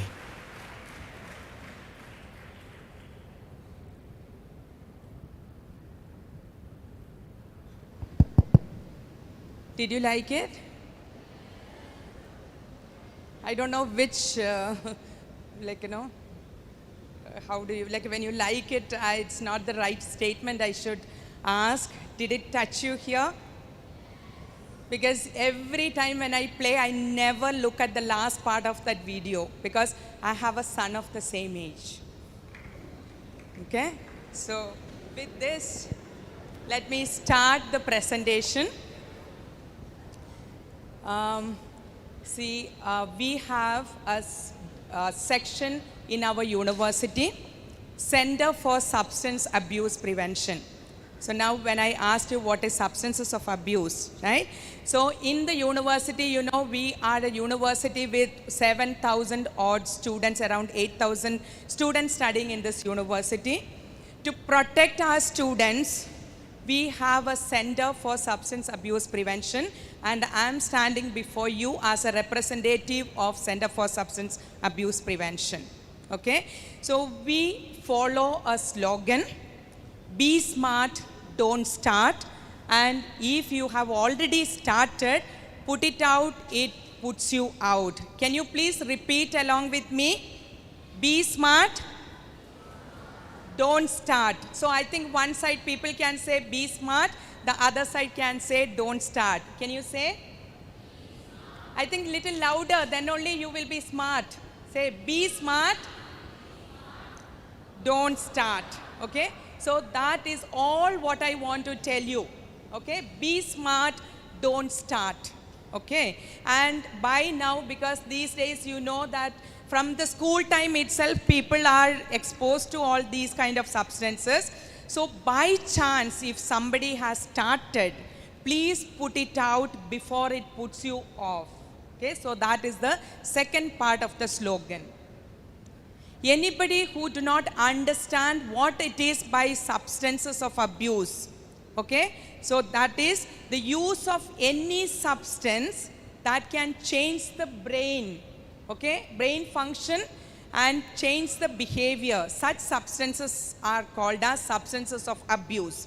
As shown in the picture, that it starts from tobacco, alcohol, or anything, any narcotic drugs, everything comes under substances of abuse. Now, why we are so much worried about these substances of abuse? You know that many people are using it and many are addicted to it.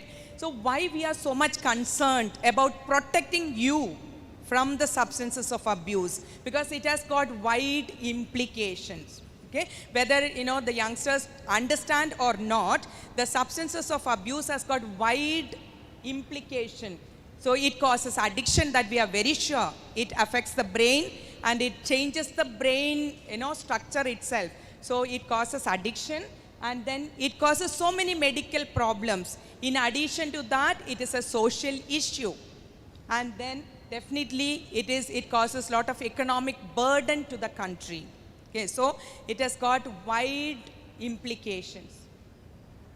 Now, I think as youngsters, you must be aware of all these things, but I would like to remind you, the natural life history of any addict, it goes like this. You can see that, there is a process called as initiation. Nothing can start without your will. Willfully, somebody has to agree to use it, then only the process starts. But then what happens, all these substances of abuse are addictive, and the person who uses it will not be able to quit it, and they just get pushed into the habit. So that is called as progression stage.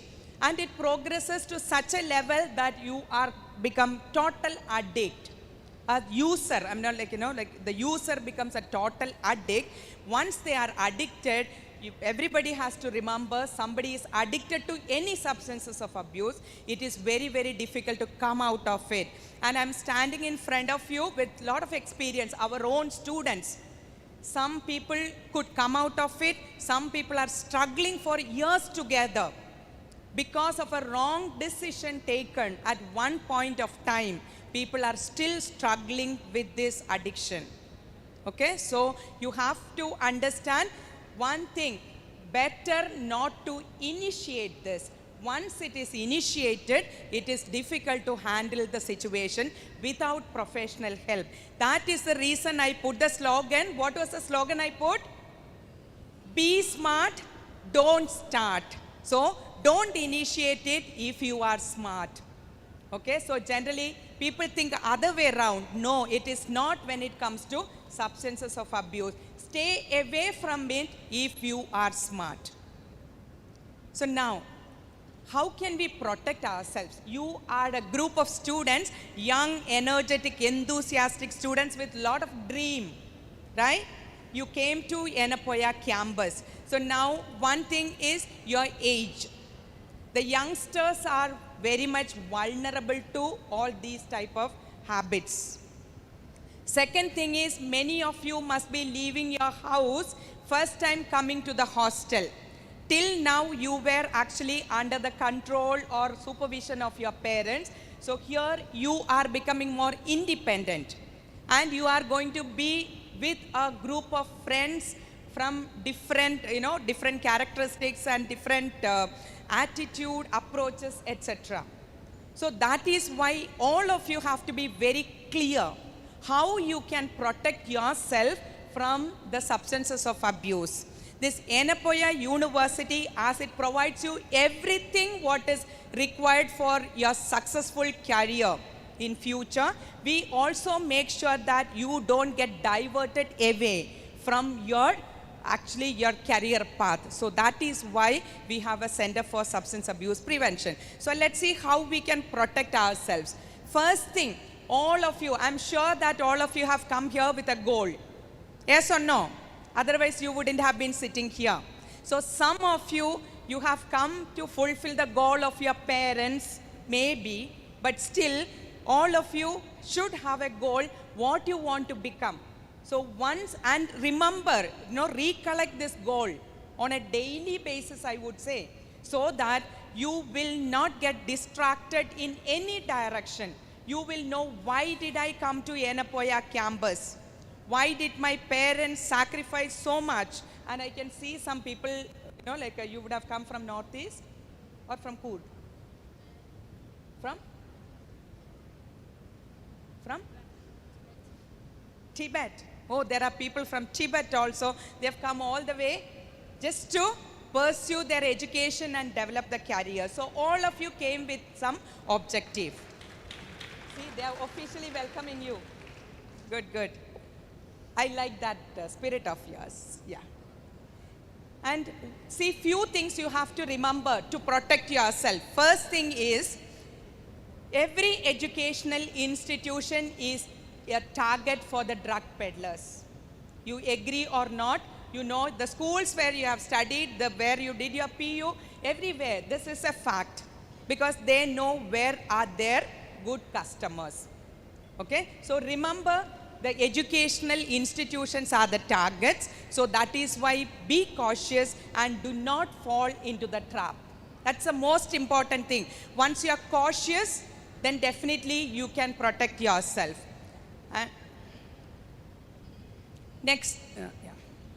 Next is avoid all the type of temptations. It's very, very important. So I have told you, you will be mixing with a set of people, you know, like some of them would have already come with some habits, etc. So always remember, any type of temptation, you have to learn to say no. Okay, avoid all kind of temptations. So always, you know, you have come here to study.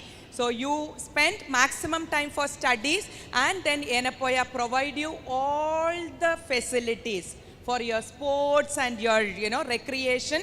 Utilize all that and grow up as healthy, you know, like a mature people. So stay engaged and then and everybody wants some happiness in life, isn't it? Everybody needs happiness, but there are so many options, substance-free options to remain happy. You can go for a movie, you can have good food, right? So do something, and all of you should have some good hobbies to keep you occupied. That's very, very important.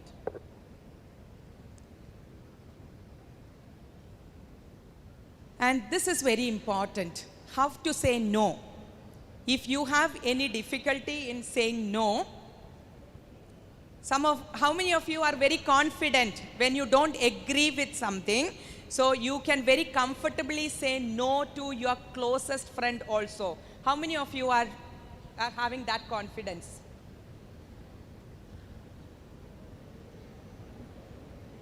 Yeah. Don't worry, don't worry. If you have difficulty in saying no, okay?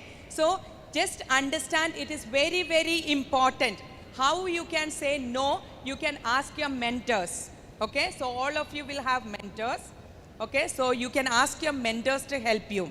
So remember, whenever you don't agree with something, when you know that it is not good for your future, your health, never agree to that just because you want to be in good company with your friends. If anybody is forcing you to use the substances, and if you think if you don't smoke, your friend is not going to accept you, better to leave that friend. Definitely that person is not going to be your good friend. Okay? So please remember to say no when you have to say no. Then another thing, definitely you have come to study. Whether it is physiotherapy, pharmacy, or nursing, or allied health, every course has got its own burden of learning. To get your certificate, pass, first class, or distinction, you have to study the syllabus given. Okay? Please remember, you have to do your regular studies and do not pile up things and do not think that, you know, like you have to keep awake and, you know, like a study just by using the substances. And this is another thing, you may have problems in life. Everybody has problems in life. Is there anybody without problems in life? Have you seen your ECG? How is your ECG with ups and downs like that? ECG, you must have seen in movie, no? ECG becomes straight, that time you can see somebody, ayo, they will be crying, isn't it? So only when the life ends, you become devoid of every problems in life. So remember, everybody has problems in life. So you cannot give that as an excuse. Alcohol, cigarette, or drugs is not a solution for the problems or the difficulties that face in life. You have to find alternative. You have to face it. Okay, so people go for all these things are, they are not brave people. Only those who can face it will win over the problem. Okay, and the next, definitely what I told, study on a regular basis. don't pile up things and don't think that, I should smoke to stay awake at night, because I know my own students, they have started the habits because somebody told on the previous day of exam, if you smoke cigarette, you can stay awake, alert, and then you can, study, and then he became an addict. Okay, so that is why I'm telling, please remember this. And this is a question many a time students ask me, because nowadays the media is filled with all LSDs and all narcotic drugs. Nobody speaks about tobacco. Nobody speaks about tobacco, but is it safe? Is it safe for students to use tobacco? Definitely no. Okay, so please remember, if anybody tempt you, if they say tobacco is okay, no problem. No, it is not, because it makes the brain susceptible to addiction. So even if somebody offer you tobacco, because these days I'm seeing it is not only boys, even girls are getting addicted to tobacco. Please stay away.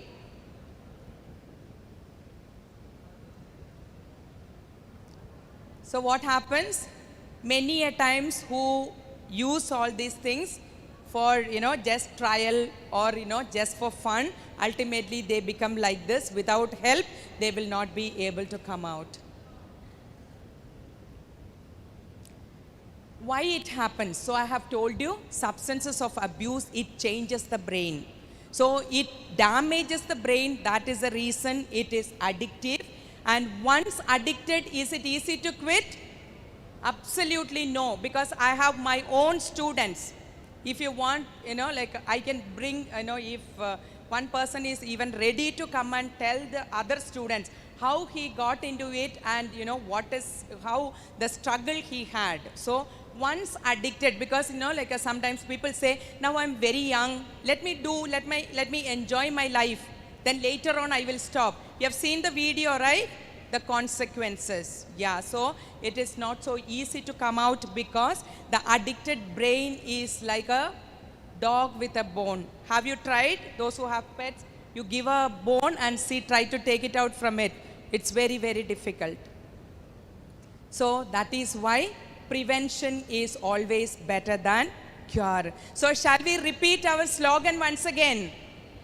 What was the slogan? Be smart, don't start. Can you repeat again?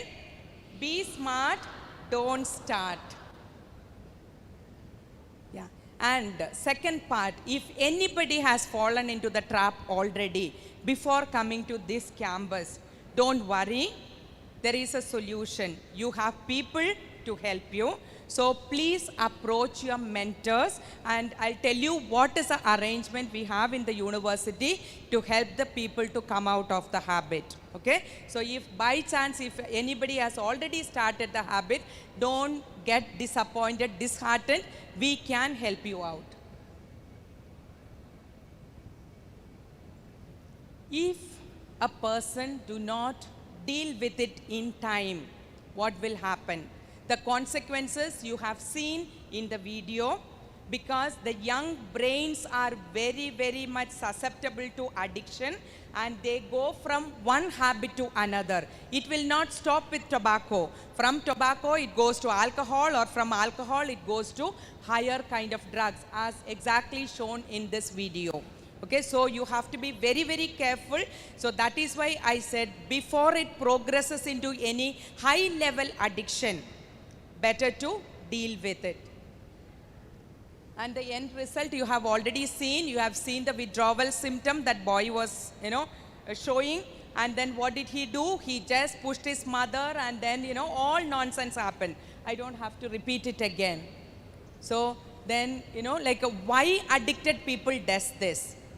Because, my own student, I told, who was into all this. So I was asking that boy, he was telling me, when he was using these drugs, he was never, his brain could never think about the consequences.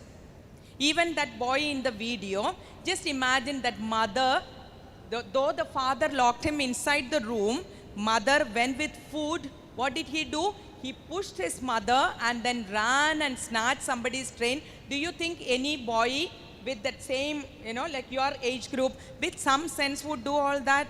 It will not, because an addicted brain will not be able to apply brakes. They will not be able to think properly. So that is the reason they do all these things and get into problem. So a gentle reminder to you, you know that there is very stringent government rule. If any narcotic drugs users, peddlers are caught, they will have to face many consequences. Let us not go into this because you are a nice group of students. I'm sure that none of you will get into all these kind of situation, but just let it be. So now, once again, the prevention is better and early intervention is desirable. So now, next is, what support system do we have in Yenapoya University? That you should be sure of it, okay? We have, as I mentioned, we have a Center for Substance Abuse Prevention. I'm the Deputy Director, okay?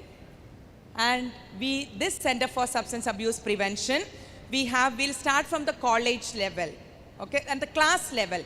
All of you belong to 2022 batch of either nursing, pharmacy, or allied health, whatsoever, okay? All of you are also a part of this Center for Substance Abuse Prevention, okay? So in the class level or individually, each one of you are a part of our center, and each one should work, all of us should work together to make our campus substance free.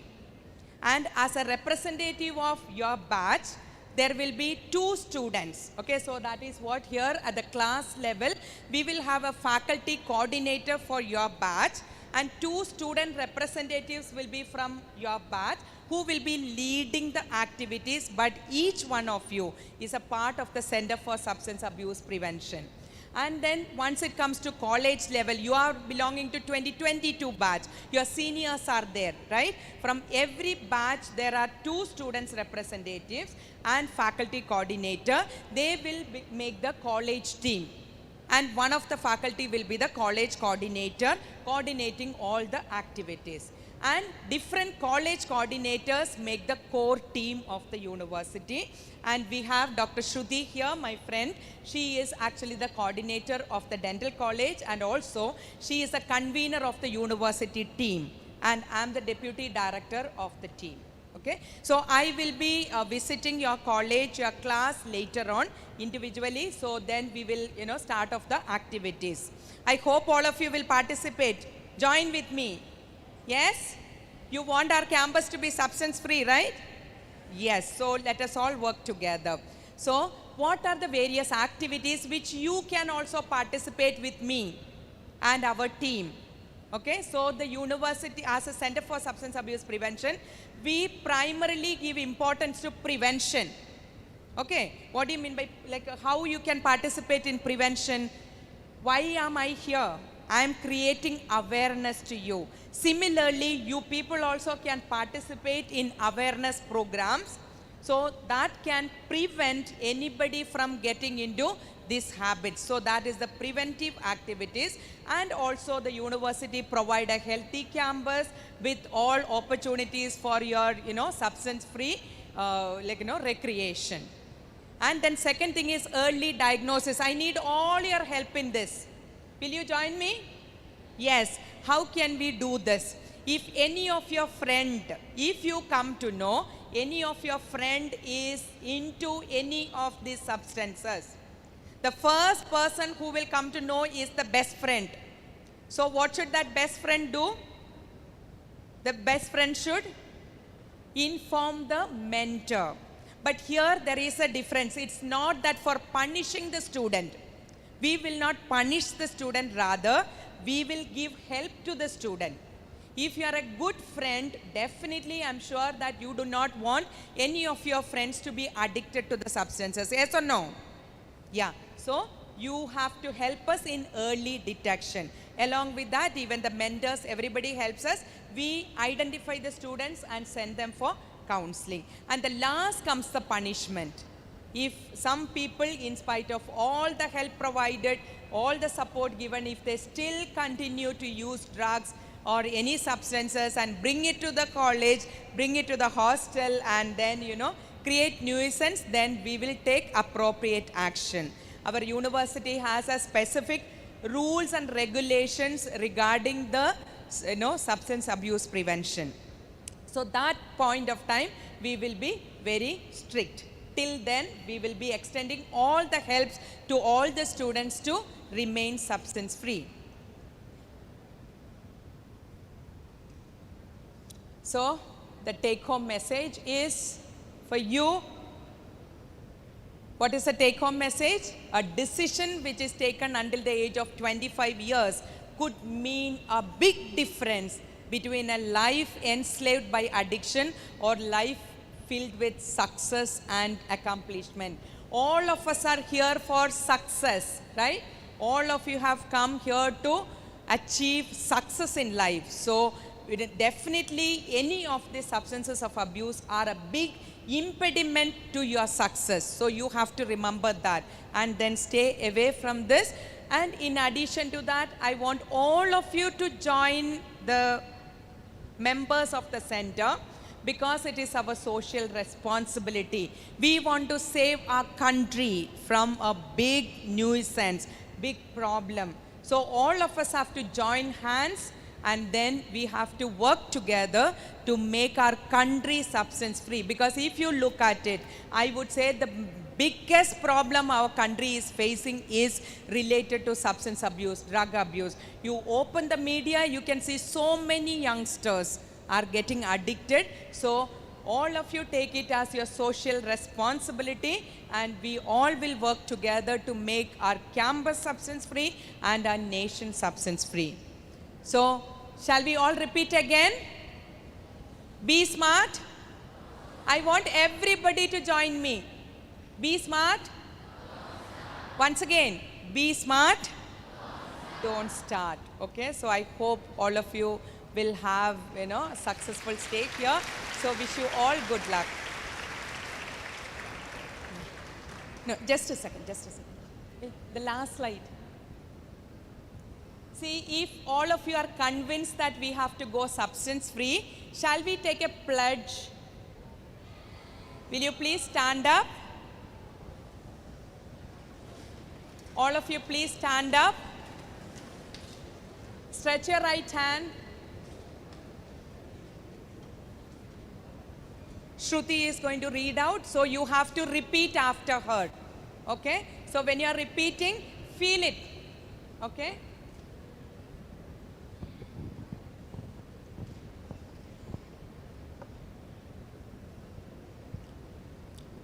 Okay, all are standing. Yeah, please keep your right hand forward and please understand what is there and please follow that. Okay? Yeah, here we go. I recognize tobacco,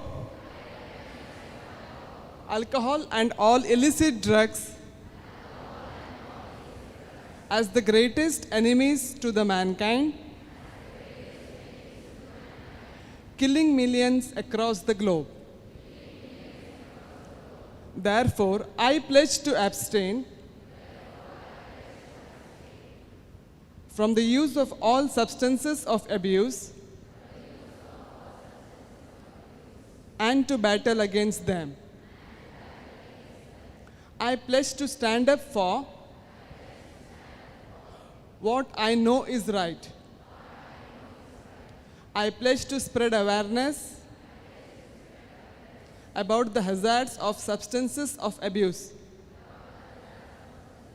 to the community. I pledge to lead a healthy, substance-free lifestyle.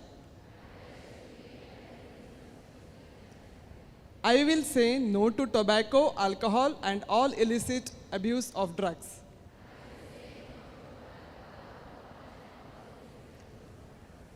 And will help my friends say no. I will promote anti-substance abuse endeavors in our campus and will encourage my friends to go substance-free in an effort to promote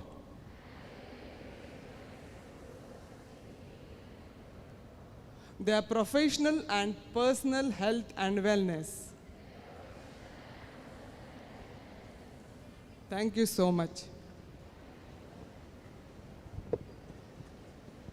Thank you, students. And I take this opportunity to express our sincere gratitude to the organizers for giving us a chance to interact with an energetic, enthusiastic bunch of students. Thank you very much. Thank you, madam. It was a very important and relevant topic as of today's situation. I strongly believe that none of our students will fall in such kind of traps. I request Mrs. Nigat Fatima, Associate Professor, Anapoya Physiotherapy College, to hand over the certificate to our resource person, Dr. Maji Jose.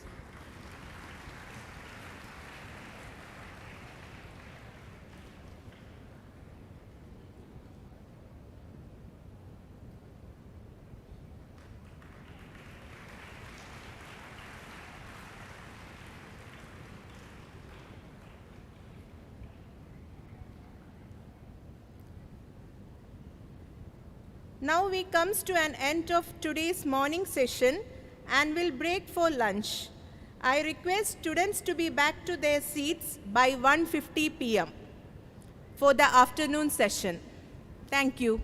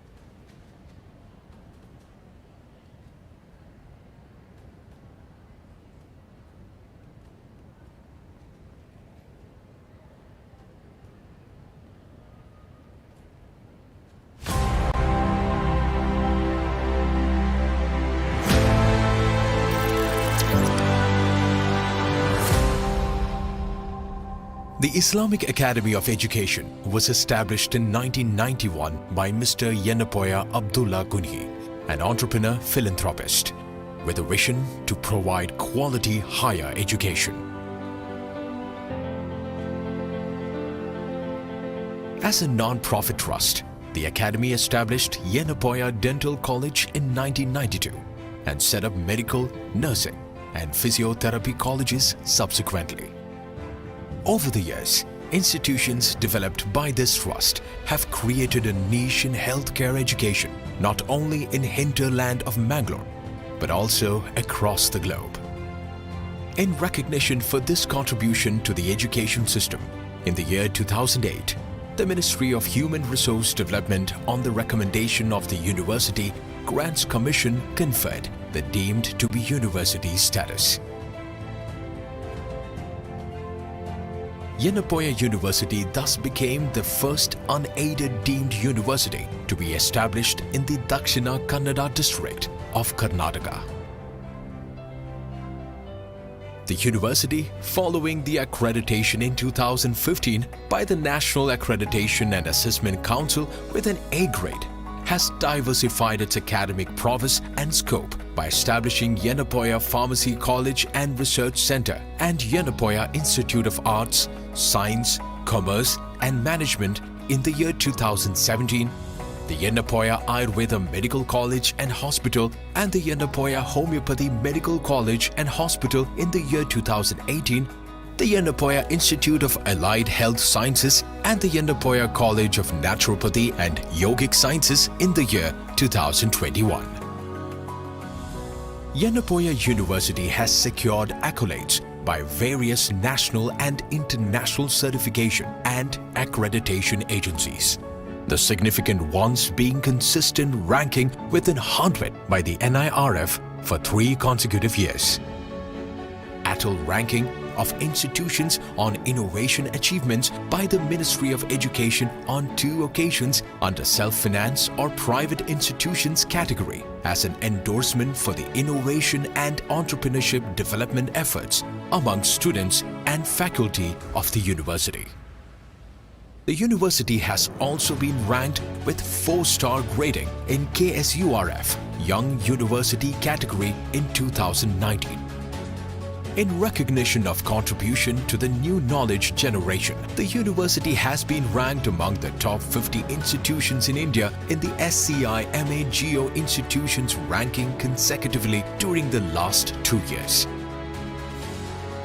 There are multiple faculties of study in the university which are represented by the standalone constituent units.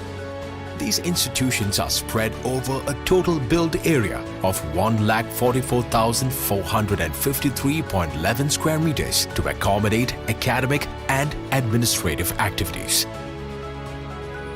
Curricular diversification has been the focus of the university. It offers more than 100 programs at the undergraduate, postgraduate, super specialty, doctoral and postdoctoral levels. The university has enrolled more than 6,000 undergraduates, 600 postgraduates and doctoral students, complemented by over 500 well-qualified teachers trained in ICT-enabled teaching learning processes. The classrooms, seminar halls and demonstration rooms are ICT-enabled with Wi-Fi facilities extended to all strategic locations in the campus. The integration of information communication technology in teaching learning meets innovative educational standards. Self-directed learning is supported through e-resources on the customized learning management system. Choice-based credit system incorporates a wide spectrum of electives in majority of the programs offered. Internships, industry visits, community postings, skill development training and early exposure to research equip the students professionally competent for employment. The mentorship program supports the mentees throughout the duration of the program to enhance learning experience and personal growth. Community-based training is imparted through the urban rural health centers, PHCs, Rural Healthcare and Development Center, and mobile clinics to inculcate social responsiveness.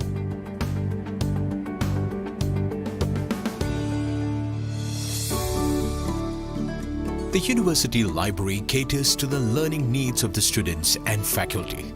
It has a vast collection of books, manuscripts, ancient books, digital learning resources. The library transactions are fully automated, facilitating accession and lending of books. The digital library, which is available at all the constituent units, helps the students and faculty to access the e-resources. All the academic departmental laboratories are well equipped for providing training.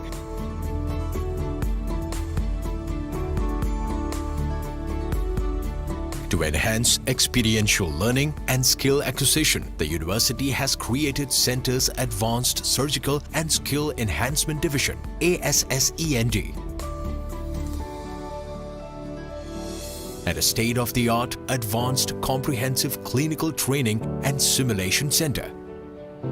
These facilities are one of their kinds in the country and provide training support to the students and faculty from other institutions.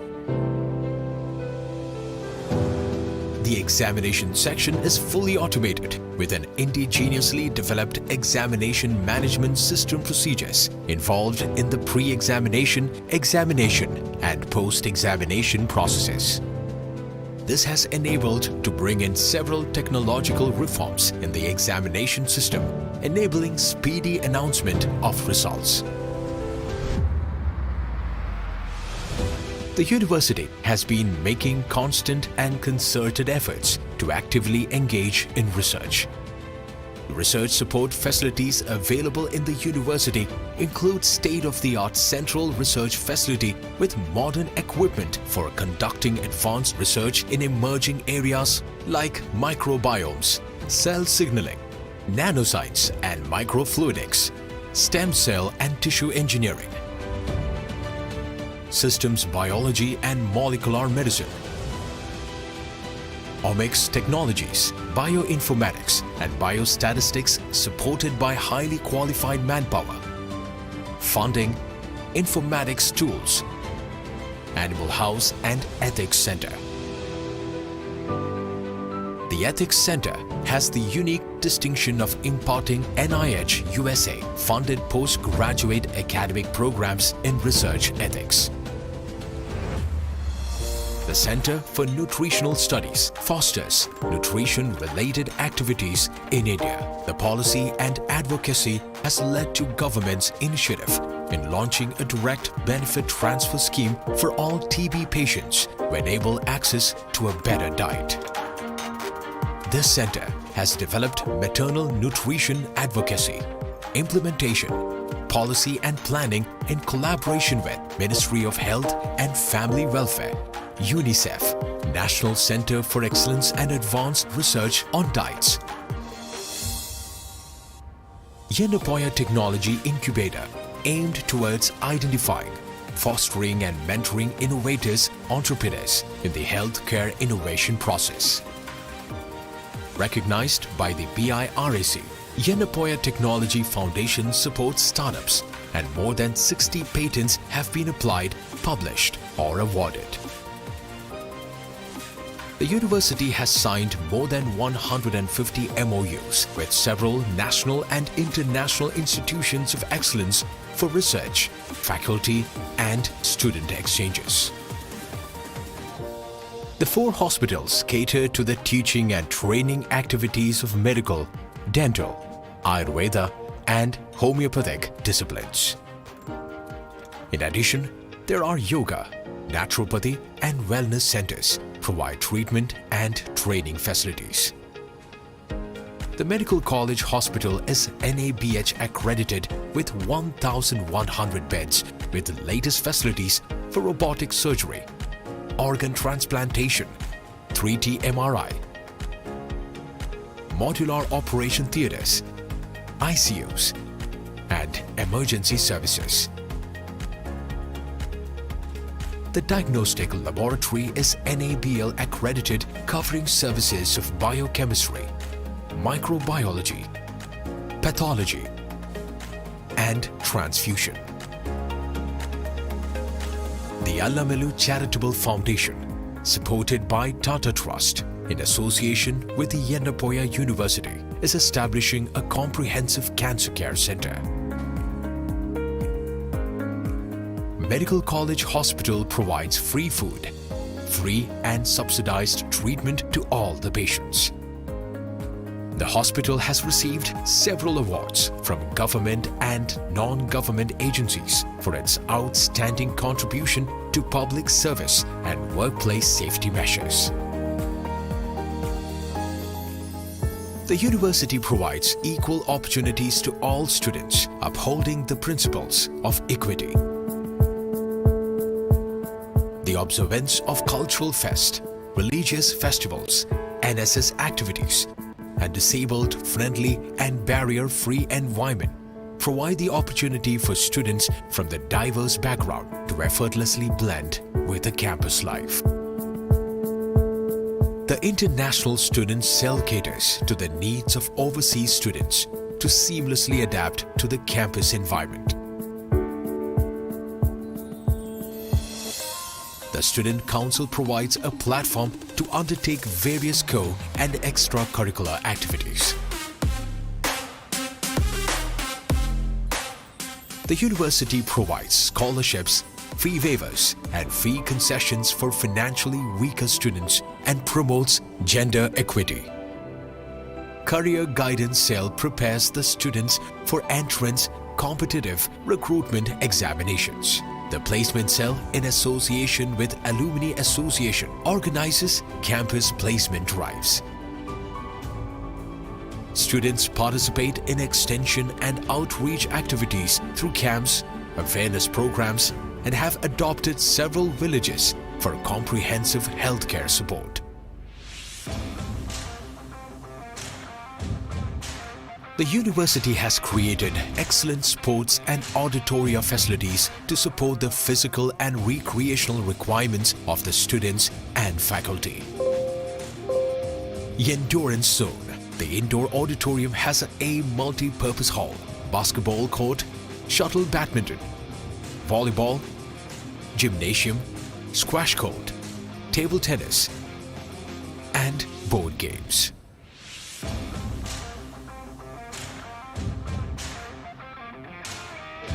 The outdoor sports facilities include international standard grass soccer ground, cricket practice nets and stadium, kabaddi court, throwball court, and athletic stadium.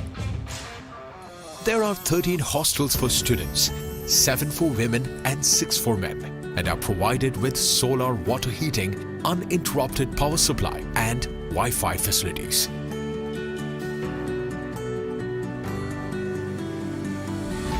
The centralized kitchen, food craft, caters to the food requirements of students, staff, and patients, along with 2 canteens and 15 cafeteria spread across the campuses.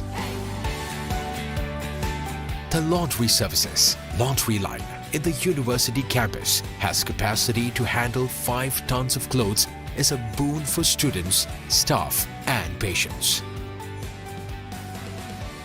The campus has several environment-friendly operations which include rainwater harvesting, water conservation, waste management, energy conservation, and promotion of alternate energy utilization.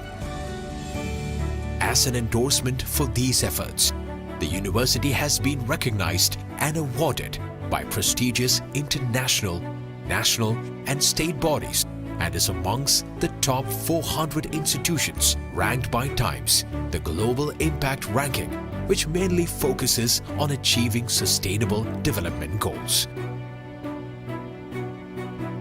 The university has adopted multiple UGC programs to sensitize and inculcate social responsiveness among the students and cross-cutting issues like gender, environment sustainability, human values, health determinants, right to health issues, emerging demographic changes, and professional ethics. commitment to our nation and society is embodied in telemedicine initiatives, relief activities during environmental disasters and the COVID-19 pandemic outbreak, and support to cleanliness initiatives of the Government of India. Yenapoya, deemed to be university, provides an inimitable milieu for holistic growth and upholds all functional integrity of a markedly progressive institution. The accreditations and laudable transformations in its overall performances over the years are ample evidence of Yenapoya's contribution to education. Through its futuristic vision, it intends to transform into one of the acclaimed educational institutions. The strategic plan Yen Vision 2035 emphasizes on the goals to reach the forefront of academic excellence and to be among the top-ranked universities globally.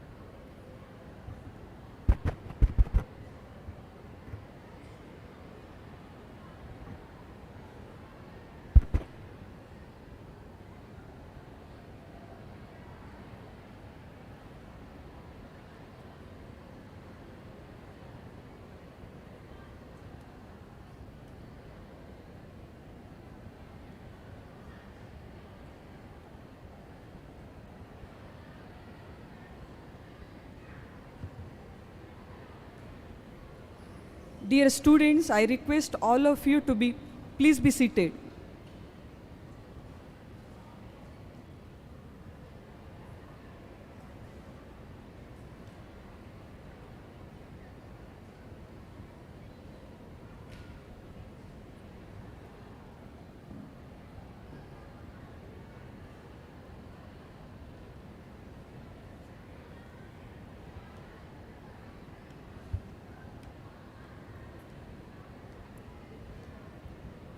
Dear students, please be seated.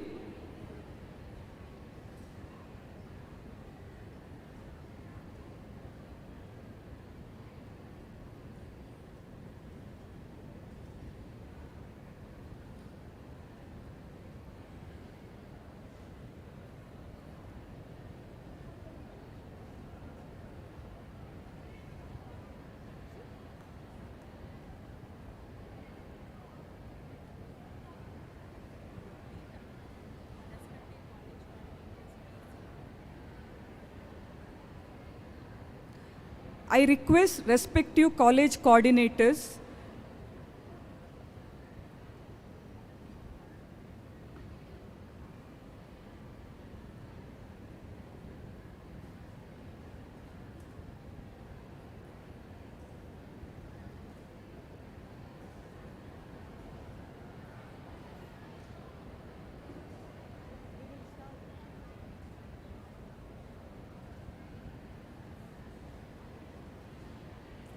Dear students, as we are about to begin today's afternoon session, I request all of you, please be seated. Kindly switch your mobile phones to silent mode and keep it aside to avoid interruptions, and request students to maintain silence throughout the session.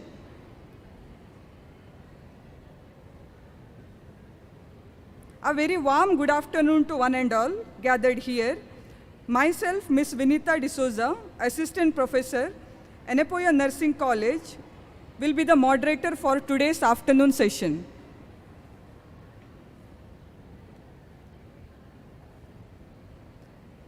Today, we have with us resource person, Dr. Akila Syed, Coordinator, Center for Personal and Professional Development, who is going to talk on communication skills. To introduce Dr. Akila Syed, she has a career spanning over 20 years of strong, decisive leadership in well-known organizations in Dubai and India, with comprehensive experiences in roles of healthcare business development, hospital operations, clinical practice, and teaching hospital administration. To add on Madam's achievements, Madam was the Secretary of Rotaract Club of Green Leaves during medical school, presented many scientific research papers in international and national conferences, started homeopathy study group in Dubai, won second prize at SP Jain Business Was, and started Toastmaster Club at Anepoya University and founder Vice President of Enunciate. I request Madam to take the session.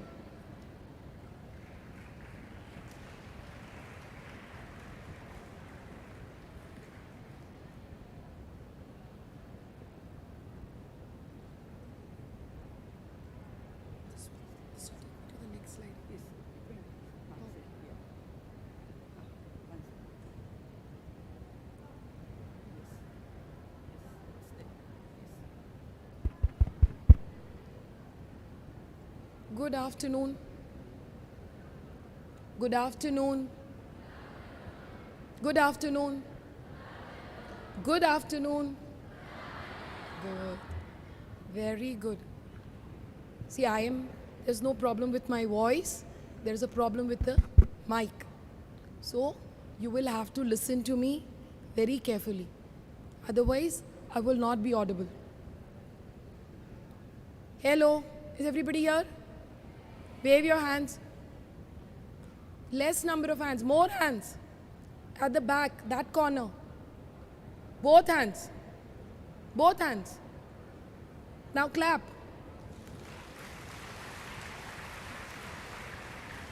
Thank you. Thank you so much. Okay. So, the today's session, oh, I cannot move from here. Okay. The session today given to me is on the importance of communication.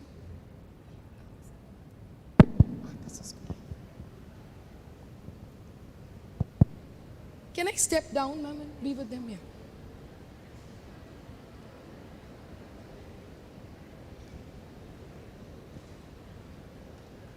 Okay. Can you all hear? Good? Okay, great. So listen very attentively because I will just ask question to somebody in the middle. Right? So the session today is on the importance of communication. Right? Do we all not know how to communicate? Do we know how to communicate? Yes or no? Yes. Yes. Who thinks they don't know how to communicate? We all know, right? Yeah? Then why do we need this session? Why do we need this session then? You want the session or let's just play a game and go home? Yeah? You want a session? Yes or no? Why do you want? You all know how to communicate, right? Your smile attracts me. So tell me, you want a session? You want? Yes. Why? I'm not so good at with talking people. So communication means talking to people. Okay. What does communication mean to you? You. What does communication mean to you? Communication is same as talking to people. Talking to people. Okay. Boys. Why there are no boys? Yes, sir. What does communication mean? Communication. You can stand up. I will like it. Oh, talking between two. Talking between two people. Okay. Okay, we have a little understanding. Communication means talking between two people. Why do we need this session? First, this is your beginning, or for a lot of you, for the next 3 years, this is going to be the best part of your life. Graduation is the best part of a person's life. Probably you will realize this when you get a little, another 10 years, 12 years, 15 years from now, and you will realize that my 3 years of graduation was the best part of my life, right? People come here from different backgrounds. Some of you are from Kerala, some from Karnataka, some from North India, some I see from East India also, the Far East. I see some people from Guwahati, Assam, that side, right? So we all come from different cultures. And it becomes if you don't understand the culture of the other person, if you cannot communicate, somebody said talking between two people, right? If my culture says, hey, good morning, but if somebody else's culture says, you have to say, good morning.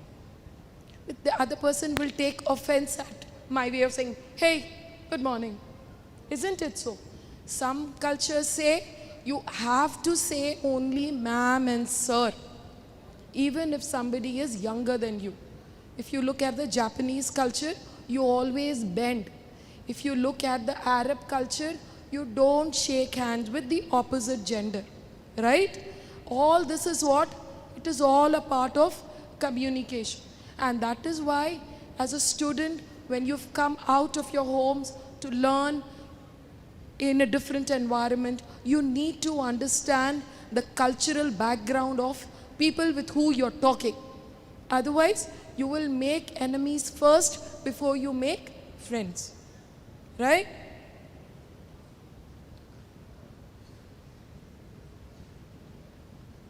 Somebody said communication is talking between two people. There is one word you need to add to it, and that word is effectiveness. Unless there is effectiveness when two people are talking, the message will not be conveyed. Right? Take any example. If I want to tell you, be quiet, pay attention, I'm just telling you all, right? But if you don't understand that, and if you don't remain quiet, then I have failed to communicate the message to you. Are you all with me? Right? What is effective communication? You understand it intellectually, what the other person is trying to understand. It imparts confidence when I am sure that the message I am trying to give you has reached you and you have processed that information and responded back. When I say keep quiet, you have kept quiet and maintained silence. Then my message has effectively reached you, you have processed the information and you have responded. Right? Okay, the components, we'll go a little technical into what is communication. So there is the receptive and reciprocative. What is receptive communication? Where I am receiving the message. Okay, let's say you are receiving the message. How do you receive message? You read and you listen. These are two ways how you receive communication. Reciprocative is when you are giving out or you are responding. How are the two ways of responding to a communication? It is by writing and speaking. Are you with me? Receiving is when you are receiving the information. Reciprocative is when you are giving the information. Again, a little more technical. There are verbal and non-verbal communication. Verbal is when I talk or when I write. What is non-verbal? My eye contact with a few of you. My body language. Right? How angry or how sad or how happy and I laugh. All that is a part of my non-verbal communication. Formal, informal. Hey, how you man today? That's informal. Formal, good afternoon, sir. Did you have your lunch? It's a pleasure meeting you. Are you with me? This is formal. Formal, informal. Oral and written. Oral, I am talking to you. Written, I would write down the same thing. Like what you see up there, that is written communication. Okay, I have a small video for you.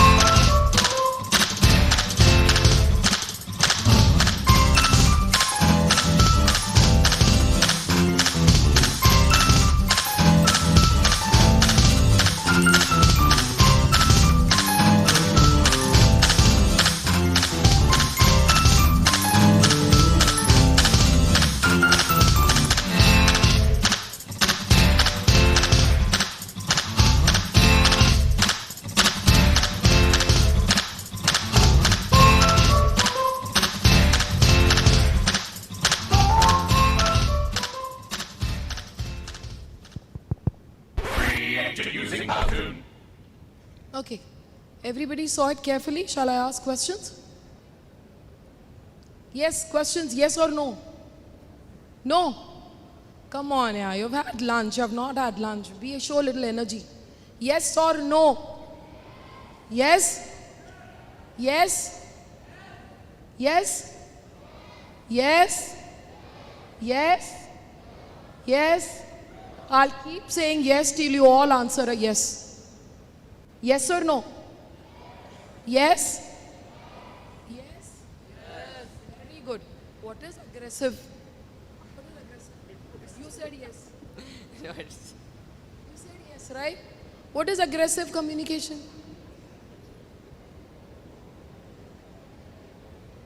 So there are 4 types of communication you can say, or you can say there are 4 kinds of personalities or behaviors, right? Somebody who is passive, no matter what you say, the person will say, okay, what to do? I'm a poor girl, nobody listens to me, so I will give you what you want. Whereas aggressive will be what? What do you think, man? You have to do as I say. Are you with me? That is aggressive. You don't want to give, they will force you. They will force their decisions on you. That's aggressive, and in a very negatively aggressive, negatively, enforcing themselves. Passive aggressive is, okay, all of you who said no now, I will meet you after the class. That is passive aggressive. What am I doing? I am holding back grudge, and I'm not forgiving you. I don't have the guts to say no, you must say yes, but I will deal with you in another way. Yes? What is passive aggressive? Passive. You were busy laughing when I was talking. Sit down. Okay? So that's passive aggressive. What is assertive? What is assertive? What I just did. You say yes. You say that you watched the video and I insist that you answer the question. So I was being assertive. The best, you can choose one of the communication styles based on your personality, right? So like I said, passive communicators will generally avoid expressing. What did Steve do? He wanted his coffee, but he still said, okay, you can take it, right? But he did not want to share it. What does an aggressive person do? No, you go and make your own one. Why should I give you mine? That is another way of answering. That's what Steve, the aggressive Steve, did. But a passive aggressive Steve, what did he say? Okay, you want the coffee, I'll go and spit into it and then I come and give it to you. Why are you taking my coffee?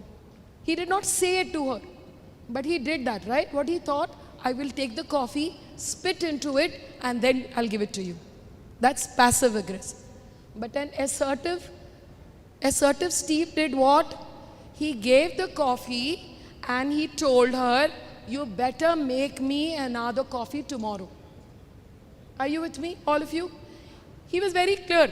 I will give you my coffee, but you should also make a coffee for me another day. Right? So these are the 4 ways of communication. Conflict management, we'll come back to it. Which style is the best? My style, of course. What style was I? Hello? What style was I? Assertive. Say assertive, all of you. Louder. Assertive communication. Say loud, I am an assertive person. 3 times. Louder. One more time, all together. I am an assertive person. Very good. One more time. Very good. Now clap for yourselves.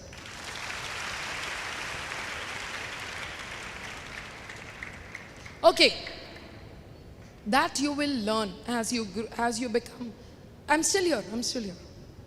Right? So as you read about it and make it a point that you become an assertive person and you work on this in the next 3 years, 4 years when you are graduating here. You will learn to be assertive. You will learn to get your work done from people in the most humble possible way and make a lot of friends in the process. Right? Okay. Now, people who do not have the best of communication skills, there are few tips that have come through the various research that goes on, right? All you need to be a good, better communicator is all those of you who think that I am not a good communicator. Who all of you think that you are not good at communication? Show of hands. One, only one? Two, very good, come on. Yes?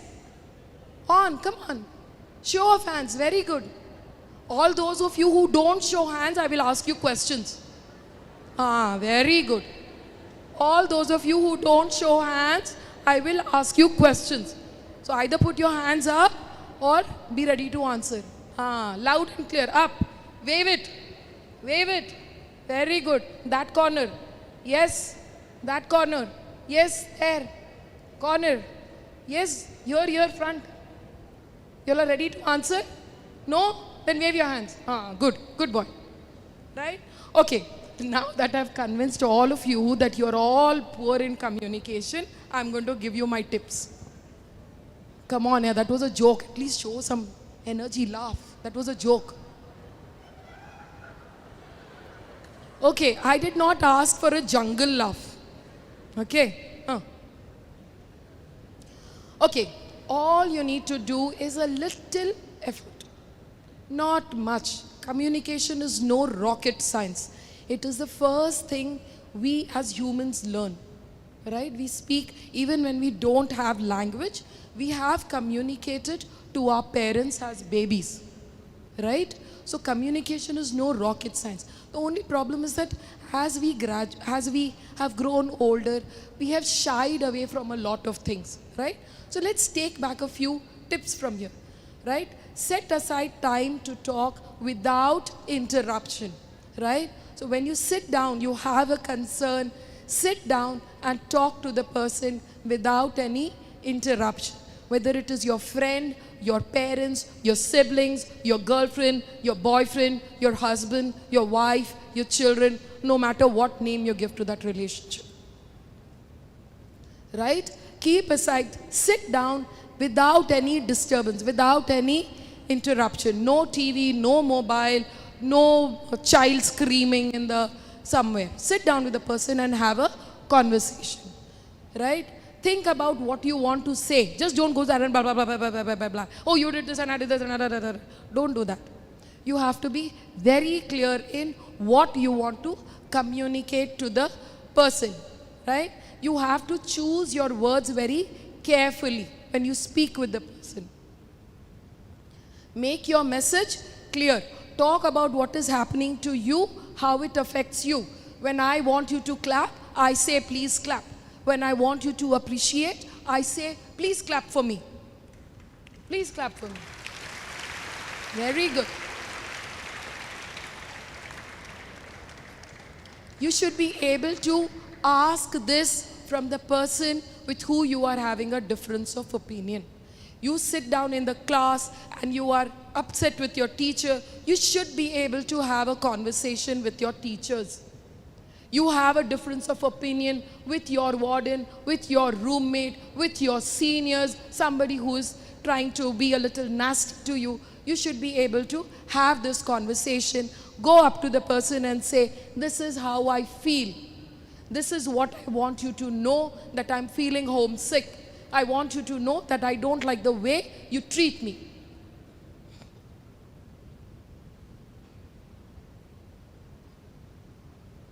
Accept responsibility for your feelings.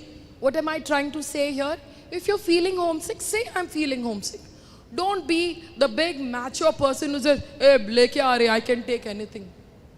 You are not Akshay Kumar and Shah Rukh Khan. They are only in the reel. They're not in real. Right? So if you are scared of something, you're feeling low, you feel sad, you feel like crying, talk about it. Just make your feelings very known, and there's nothing to shy away from it. If you say, I'm feeling sad and I want a shoulder to cry on, ask for it.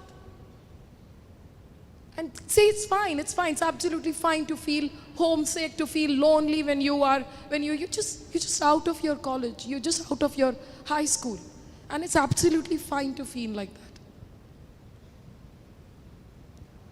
Now, once you have said everything you want to, you got to listen to the other person also. You like to pull cheeks?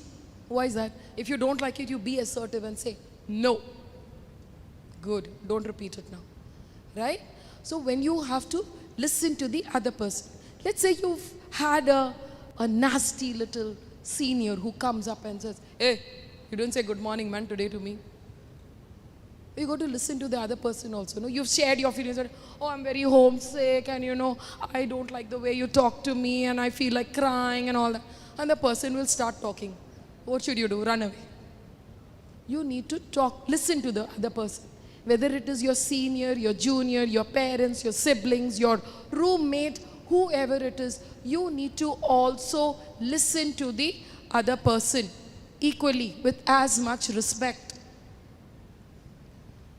Most of the time, we share a lot of negative feelings about others. Always in communication, especially when you're having a difficult conversation, express positive feelings. Appreciate people. Say, I like this about you. I like the way, you dressed in your joggers. I like your sense of fashion. I like the way you do your makeup. I like the way you walk. I like the way you talk. I like the way you maintain your relationship with people, right? So appreciate things in the other person. Be aware of your tone. Don't say, oh, you know what? I like the way you get dressed and all that. Oh, am I giving you a compliment or I am, bashing you? Oh, I like the way you're dressed. Are you with me? But believe me, see, it sounds funny now, you're all smiling. But when it happens in real life, most of the time you'll say, why should I tell her that I like what she's wearing? How am I going to tell her? Why should I say, see, she looks very pretty. But if I tell her, why should I tell her? Why should I'll say, hey, what you wearing, man? Or I can tell her, you look very pretty. The way you've worn your hijab, it looks very nice. Or I can say, what you wearing? That's a nice material. Where did you get it from? There are ways. Look at your tone. Look at your choice of words.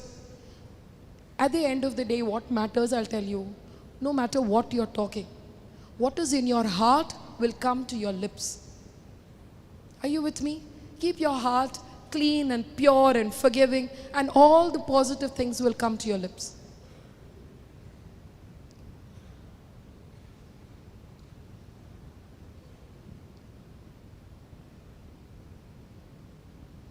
Okay. Conflict. We're going to end up in conflicts sooner or later. We will have. Believe me, graduation is a time to fight. To fight with people outside the family. This is the best time. And you all are going to have fights. Either you will have a fight with your seniors or your juniors or your classmates or girls versus boys or the good performers versus bad performers, or for some silly reason you're going to have a fight. You're going to end up in conflicts. Can you go home with that conflict? Can you live with that conflict forever? No.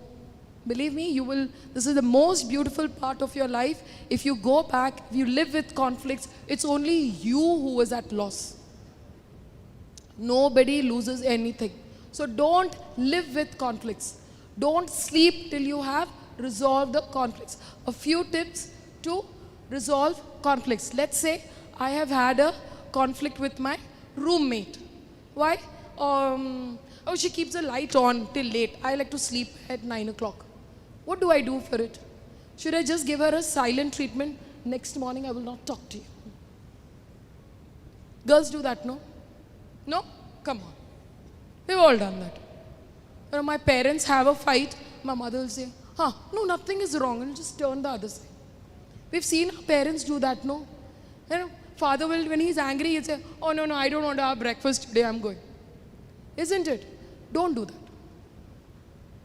Don't give a silent treatment. Also, don't jump to conclusions. Don't think that that girl is keeping the light on just to annoy me. My roommate could be keeping the light on certain days because she has an assignment to submit. She has exams tomorrow. But she must be going through some mental trauma. She could be in pain. She must have fear of darkness. There's so many reasons, no?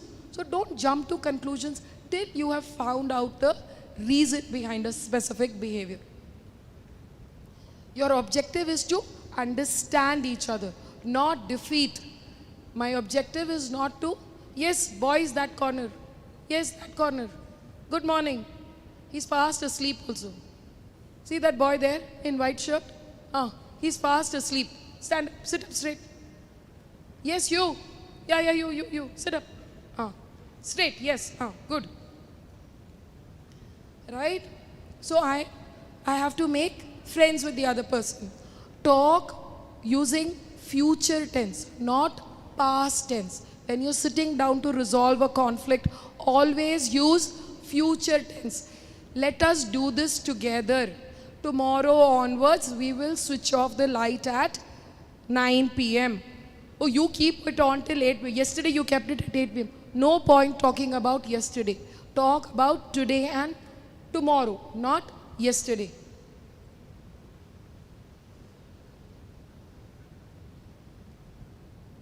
Look at the last sentence. Use I feel statements, not you are statements. When I say I feel, I sit down to talk with my roommate and I tell her, I feel very sick if the light is on after 9 p.m. I cannot tell her, you're a very mean person. You keep the light on, not considering me. No, I say I feel. Don't go blaming. Don't go to the you are statements. Classroom communication. All of you are going to be there. Yes? Looking forward to classrooms? How many of you are looking forward to classrooms? How many of you are looking forward to classrooms? Show of hands. You all don't want to go to classes. Who wants to go to class? All of you. I want to see 2 hands. 2 hands. 2 hands. Very good. 2 hands. 2 hands.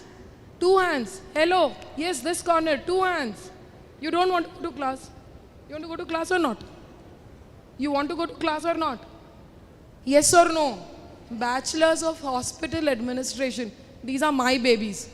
All of them. Yes. All of them. Very good. Okay. 2 hands. All of you. 2 hands. Now clap. Clap. Very good. Okay. Empathize.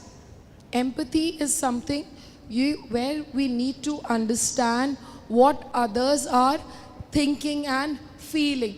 Very, very, very important when it comes to classroom communication. If your teachers don't empathize or you don't empathize with your teachers, the communication will remain at a very superficial level and you will say, I was not taught this in the class. So learn empathy. Work on your empathy. Establish speaking and listening procedures in classroom. What are these procedures? Easy to remember. Slant. Sit up straight. All of you. Sit up straight. Very good. Listen very carefully what I am saying. Then SL. What stands for A? What is A? Read the slide here. It is written on the slide. Answer and ask questions. Not to say, show interest. None of you have nodded for me to know that you are interested in what I am talking. Nod, all of you. How do you nod? How do you nod? How do you nod to say that you're interested in what I'm talking? Yes, you need to show. Move your head up and down. When you sit in the classroom and your teacher is talking or your friend is presenting, nod. All of you look at me and nod. Nod, all of you. Yes, nod, nod. Very good. Nod, nod. Right? You need to nod, otherwise how does the teacher know you've understood anything? Or you're even interested in what she's talking? Right? And track the speaker. How many of you can see me? Show of hands. How many of you know where I am? See, half the people don't even know where I am. I am here, right in the front. See? Now can you see me? So when your teacher is in the class or your professor is in the class, you keep your eye movement with the teacher and say, yes, I understand. Answer questions, ask questions. and sit up straight, right? Use respectful vocabulary. The first thing I came here and I asked, how are the students? Some feedback I got, they're not very respectful, yeah. Is it so? If you have done that, keep a watch on your behavior. Ensure you're always respectful, no matter whether it is your professor, your, your department attendants, your department PAs, when you work in the hospital, patient, your classmates. You have to show respect, right?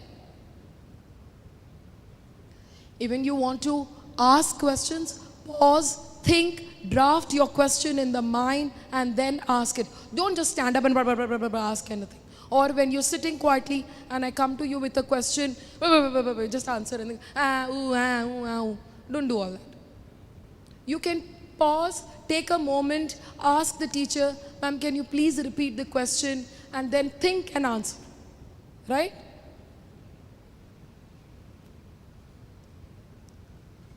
Okay, I gave this big lecture, same thing, trying to explain importance of communication.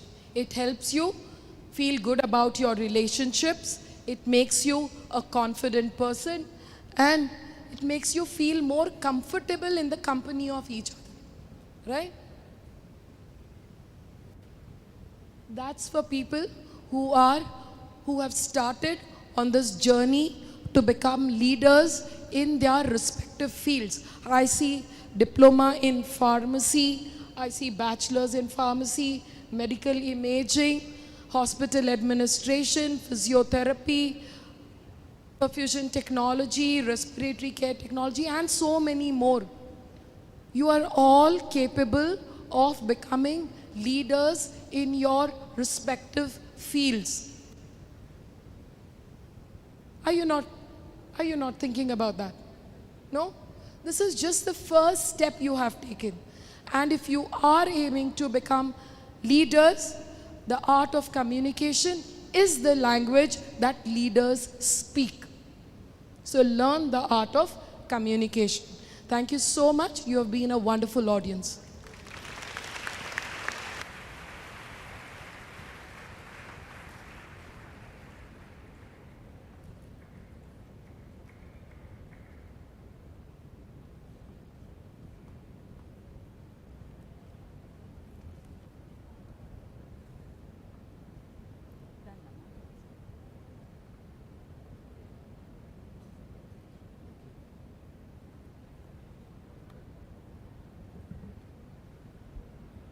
Thank you, madam, for your wonderful session. Now I request Mrs. Anju Ullas, Assistant Professor, Enepoya Nursing College, to hand over certificate to our resource person.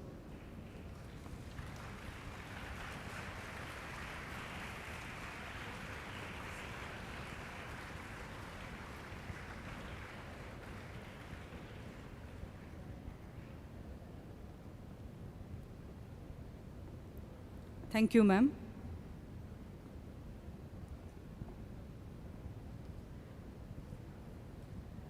Let us move on to the next session, that is Orientation to Youth Red Cross.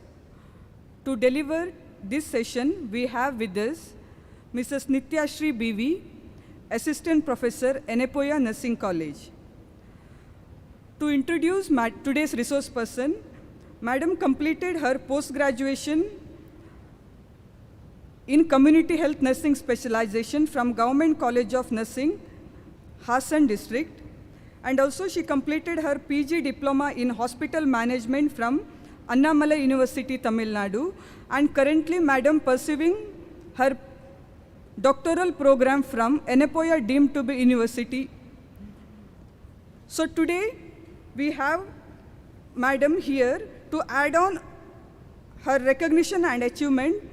Madam is a subcommittee member of Indian Red Cross Society, Dakshina Kannada branch, and also an active member of Trained Nurses Association of India, Indian Red Cross Society, National Research Society of India, Society of Midwives of India, and also Indian Academy of Martial Arts.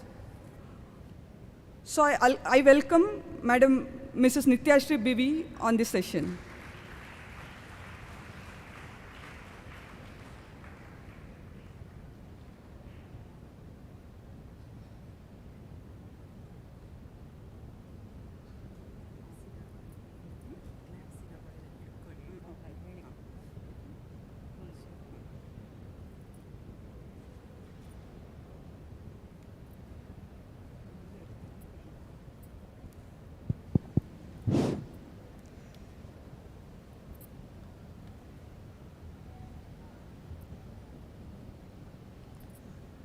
Good afternoon to each one of you here.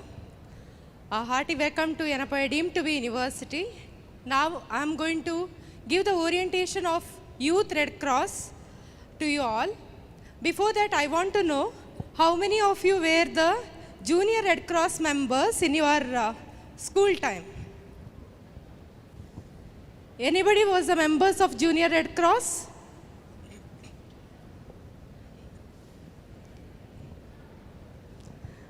Okay, I can see the few hands over here. What all are the activities you have done in the Junior Red Cross? Can I get answer from you? Yes. Kindly raise your hand who are the Junior Red Cross members. Now no one. Yes, from here. Somebody raised hand from here. Yeah.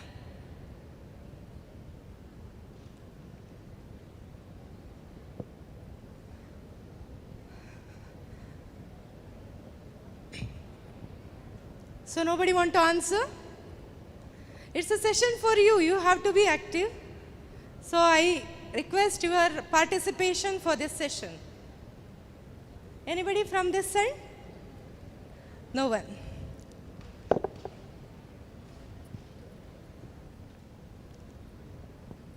So to introduce about the Red Cross, it is an international organization. It is a voluntary organization which is there all over the world. So around 200 countries are enrolled for this Red Cross Society. So this Red Cross Society is founded by Jean Henry Dunant, who is a Nobel Prize winner for the peace work which he has contributed to the society.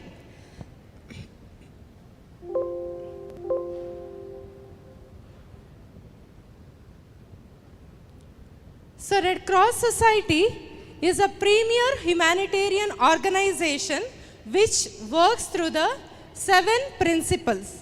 And it does the activities to all sections of society, nationally and internationally, without any expectation. Government of Karnataka has visualized the need of grooming the youths for new generation and has come out with a historic order to enroll the youths by all the colleges by affiliating to Indian Red Cross Society under the banner of Youth Red Cross. So, you are the ambassador of Indian Red Cross Society as you are registered to the Youth Red Cross from the college. So, our university is affiliated to Indian Red Cross Society of Karnataka. Hence, all the students, whoever is registered under the Youth Red Cross of our constituent colleges of university, all are the members of Youth Red Cross. Because for this particular Youth Red Cross, during your admission, 50 rupees from all the students have been collected and you are the part of the Youth Red Cross from our institution. So this is Jean Henry Dunant, who is the founder of Red Cross Society. International Red Cross was founded by John Henry Dunant, a Swiss businessman. He founded the organization after being touched by the intense suffering and neglect of wounded soldiers of the Battle of Solferino, North Italy in the year 1859. So during 1859, Solferino battle was conducted, happened between the countries. So what happened here? So here the soldiers, this war was happened for around 15 hours continuously, and this Henry Dunant is a businessman who was working for the permission from the Napoleon III, and he was wanting the corn mill permission from the king. So he was walking through and he was stuck in between the Solferino by seeing the wounded soldiers, their sufferings. So he stopped over there and till evening he worked for the wounded soldiers. He cared the soldiers, he serviced the soldiers. Later at evening also he couldn't remember his business trip and he stayed for long time along with the soldiers, whoever is wounded in that particular area. And after the many days passed, this particular scene was forgotten by all the members, but Jean Henry Dunant couldn't forget the scene which he has seen of the wounded soldiers or the civilians of the society who were affected by the war. And what he did was he written a book called Memory of Solferino. He has written all the pain what the persons have suffered in the battle, and he has explained in his book. So this is the book, that is a Memory of Solferino, published using his own money in the year 1862. So later this book was passed to all the countries, the leaders of the countries, and the committee of 5 was formulated, that is called as the Committee of 5 for the Youth Red Cross, which was, International Red Cross, which was found the foundation. And 4 conventions were conducted from this particular, that is after the particular book, whatever is read by the leaders. So first Geneva Convention for the military persons, whoever is affected during the war, how to be treated them during the war if they are affected in the field. The convention was conducted in the year 1864, and in the second Geneva Convention was in the year 1906, where it was mainly concentrated on the naval officers who were affected during the wars or the battles. And the third convention was conducted in the year 1929, which was mainly for the prisoners, how they have to be treated when they are sick. And fourth one for all the civilians, it was in the year 1949. And this is the Red Cross symbol, where middle is the Red Cross and surrounded by the white background. This is the opposite of Switzerland flag, where it is you can see at the top red color behind or the background, where white is the cross. So middle one is the Red Cross symbol, and whichever the country is not willing to use the Red Cross as their symbol, they use the red crescent. You can see at the bottom. And this particular emblem we are not supposed to use. The Red Cross symbol is not supposed to be used by any ambulance or the doctors or pharmacy shops, etc., or the hospitals are not supposed to use this Red Cross symbol. If they use this particular symbol, it is an offense and they will be charged the fine. And moving on to one more symbol, this is not now in use, red lion and the sun. So the Nobel Prize, the first Peace Nobel Prize has gone to Jean Henry Dunant in the year 1901, and later on Red Cross has got 3 back-to-back Peace Nobel Prizes in the year 1917, 1944 and 1963. So May 8th is considered as the Red Cross Day because Henry Dunant born on that day, and on 30th October 1910, Jean Henry Dunant expired. So there are fundamental principles on which the Red Cross is working. So there are 7 principles: humanity, impartiality, neutrality, unity, voluntary service, independent, and universality. So they are not bound to any caste, religion, or the country, or the economic status of the people. They are neutral persons of Youth Red Cross volunteers or the Red Cross volunteers.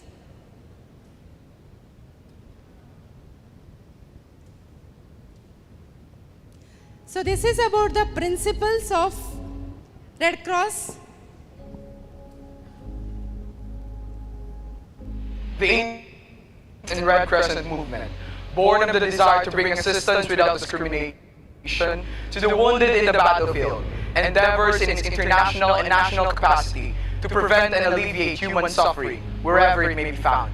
Its purpose is to protect life and health and to ensure respect for the human being. It promotes mutual understanding, friendship, cooperation, and lasting peace amongst all people. It makes no discrimination as to nationality, race, religious beliefs, class, or political opinions. It endeavors to relieve the suffering of individuals, being guided solely by their needs, and to give priority to the most urgent cases of distress. In order to continue to enjoy the confidence of all, the movement may not take sides in hostilities or engage at any time in controversies of a political, racial, religious, or ideological nature. The movement is independent. The national societies, while auxiliaries in the humanitarian services of their government and subject to the laws of their respective countries, must always maintain their autonomy, so that they may be able at all times to act in accordance with the principles of the movement. It is a movement not prompted in any manner by desire for gain. There can only be one Red Cross or one Red Crescent society and any one country. It must be open to all. It must carry on its humanitarian work throughout its territory. The International Red Cross and Red Crescent movement, in which all societies have equal status, responsibilities, and duties in helping each other, is worldwide.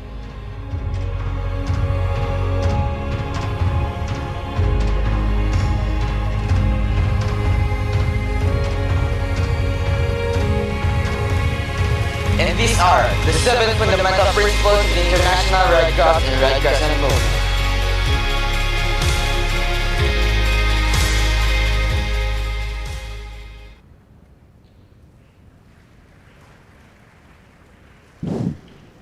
So the main core activities of Red Cross are health, hygiene and care in the community. Second one is first aid. Third is disaster response and rehabilitation. Disaster preparedness, blood donation. So being a Red Cross volunteers, we give training for you in the first aid, disaster preparedness, and also blood donation campaigns we conduct or organize, and also the awareness campaigns are conducted to you, as well as through you we are reaching to the community for health, hygiene and care of the community. So these are the different areas where the first Red Cross is working, and Youth Red Cross volunteers, Red Cross volunteers are working.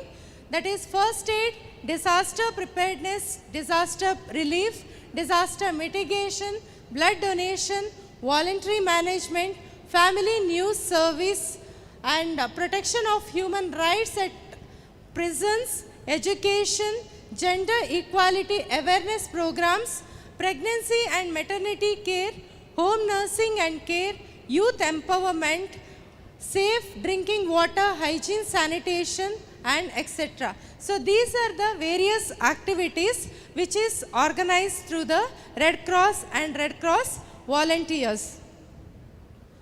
So where the fund for this Red Cross or the International Red Cross? So the International Federation of Red Cross and Red Crescent Disaster Relief Emergency Fund is a source of money created by the Federation in 1985 to ensure that immediate financial support is available for Red Cross and Red Crescent emergency response. And origin of Indian Red Cross Society. St. John's Ambulance Association Committee of British Red Cross was there at the beginning. Later on, by the Parliament Act, Red Cross is been started, that is in the year 1920, March 3. So in Karnataka, 1921, Red Cross Society state branch has been started, and for the last year we have been completed 100 years for the Red Cross. So we have completed with the centenary year and we are moving now. And Dakshina Kannada being a part of the Red Cross, it is Dakshina Kannada being a part of the Red Cross, like the district branch is actively involving in all the core activities, and we are as a part of institution, we are having the MOU with the Red Cross Society and we are participating in all the activities. So we have in India, national headquarters is Delhi, and state branch at Bangalore, and district branch at Mangalore, and taluk branch. All the taluks of our district are having the taluk branch. And president, Indian president is the president for Indian Red Cross Society. And organization, all the states and district, over 700 branches we have for Red Cross in India. And president is the President of India, chairman is Union Health Minister, vice chairman is elected by members of managing body, and secretary general is chief executive of the society. So organization setup of Youth Red Cross, how it is, we have at the state level, State Youth Red Cross Subcommittee, State Branch Youth Red Cross Nodal Officer. For all the nodal officers, all the universities, we have one nodal officer who will taking care of the University Red Cross activities, and he will be guiding, he or she will be guiding all the program officers of the colleges which is attached to the university. And at the college level, we have Youth Red Cross Subcommittee, where principal will be the chairperson for the committee, and one program officer will be the secretary or the program officer for the Youth Red Cross Subcommittee. And the student, one active student will be the vice chairman for the committee, and the secretary will be selected from the student end. One district representative will be there in the Youth Red Cross Subcommittee. And program officers are there at all the colleges for the Youth Red Cross, which is affiliated to Indian Red Cross Society State Branch. And we have Student Management Subcommittee, which is managed by the students.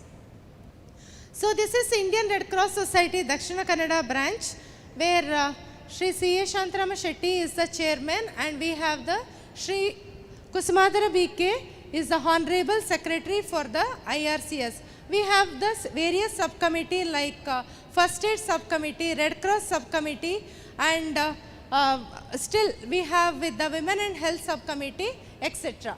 So Youth Red Cross, how to be the part of the Youth Red Cross? Now, as our university is affiliated with the Indian Red Cross Society, all the colleges has to register to the state branch by paying 1,500 rupees as a one-time registration amount.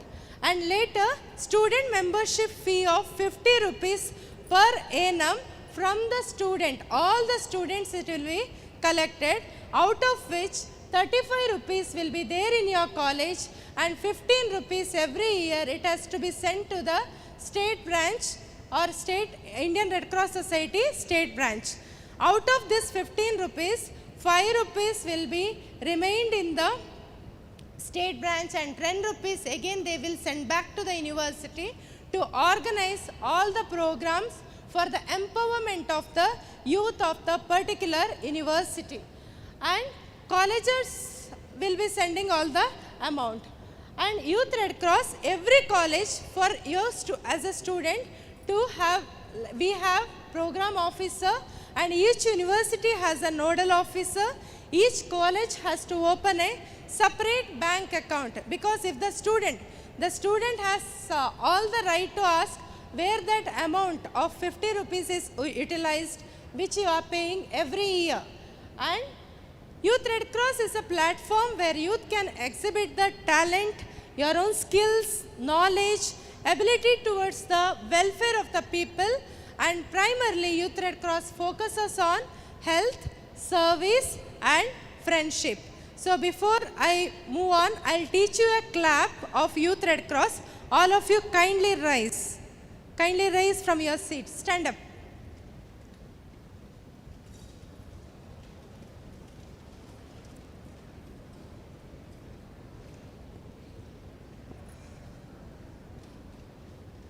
There are three things you should know. One thing is you have to say, we help. All of you repeat, we help. Service, friendship, and whenever you want to welcome someone through Youth Red Cross, after that, after saying we help, service, friendship, you have to say welcome, welcome, welcome. We have some actions. I'll show you how it has to be done. Clear? All of you? One thing is snapping, one thing is clapping. Clear?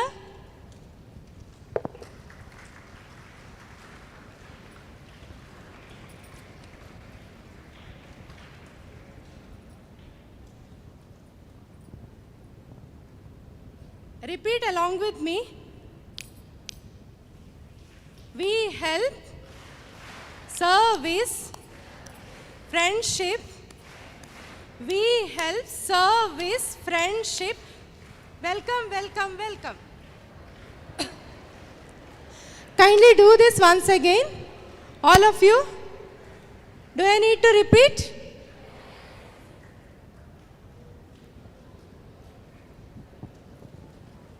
We help, service, friendship. We help, service, friendship. Welcome, welcome, welcome. So it's, all of you sit down. It's a Youth Red Cross clap, as well as where you said the welcome, you have to say thank you after, like during the programs and all, you can use it as a thank you and welcome claps for the, as an audience. Are you clear with this? So objectives of Youth Red Cross units in universities to train youths to excel their inbuilt talents and skills towards social service, to develop civic response, imbibe the humanitarian values in the young minds. So these are the objectives of Youth Red Cross. And what all are the activities we do as a Youth Red Cross volunteers and the program officers? Promotion of health, awareness about HIV or AIDS, awareness campaign on hazards of drug addiction, awareness about health programs, service to others, providing first aid for wounded, sick, relief work during the emergencies, that is during flood, drought, etc., disasters, and dissemination of Red Cross movement, developing friendship. State and national integration camps will be conducted. Whenever there is a national or the state level, district level camp, the program officers of your respective college will nominate your names and that will be communicated to the branch. So you will be deputed as a volunteers for such programs. And next, communal harmony, literacy campaign, youth exchange program, understanding and accepting of civic responsibilities. As the civils of this society, your responsibilities are taught by organizing some of the programs for you. And the YRC Advisory Committee, this already I have discussed with you. And the activities of YRC at the college level, core activity, one orientation program. Today one orientation I have given to you.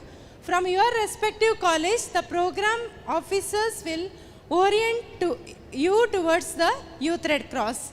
And first aid trainings are given to you and you will be taken to the community or the public and you are made to give the first aid for the public. And moving on to the next, disaster management conferences, workshops are conducted and you are made aware or you are prepared for the disaster. And next is blood donation. Blood donation awareness programs are organized. Please stop speaking over there.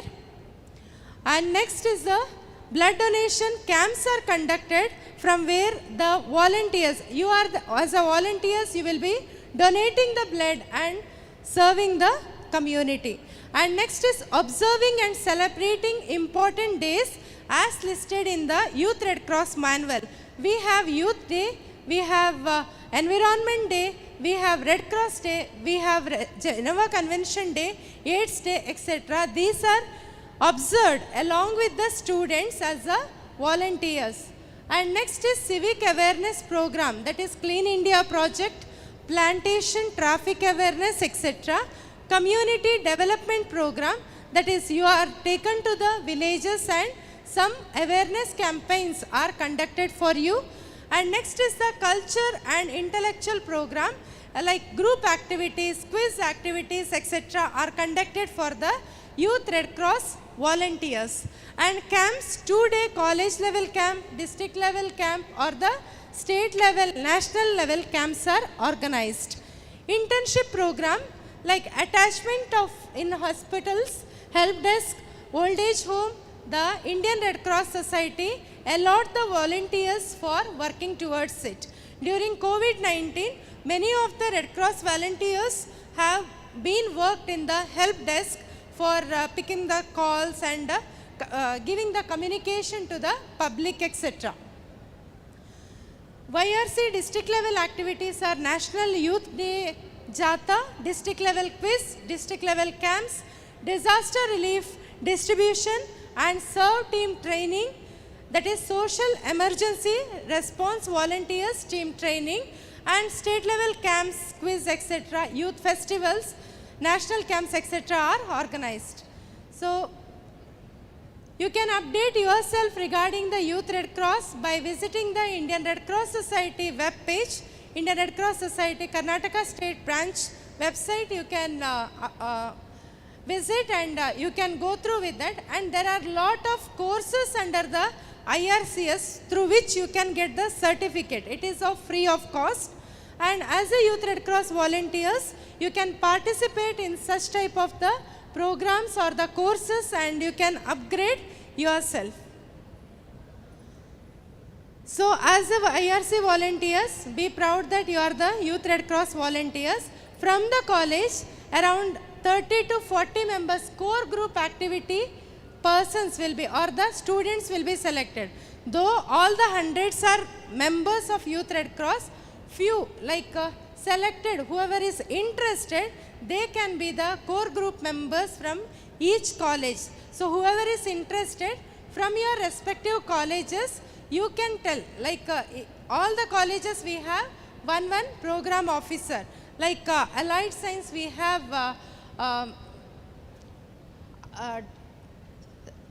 Dr. Akhil, and from Nursing College we have Mrs. Jyoti, and any other courses are here.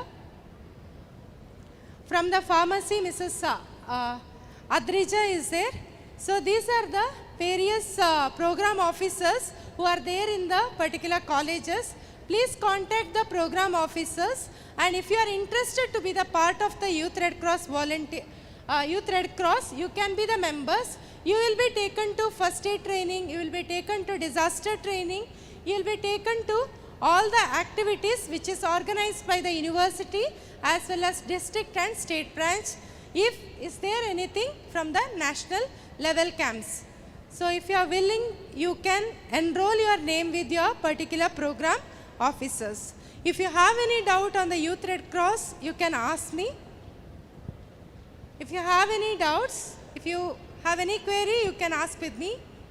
I can clarify you.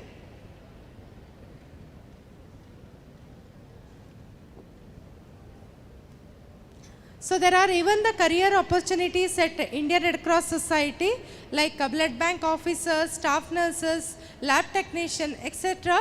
Career opportunities also we have in Indian Red Cross Society. So anytime, anywhere is Red Cross. With the 7 basic principles they work, and you are the ambassadors of, as a Youth Red Cross volunteers for the Indian Red Cross Society. By these words, I conclude my talk. Thank you all.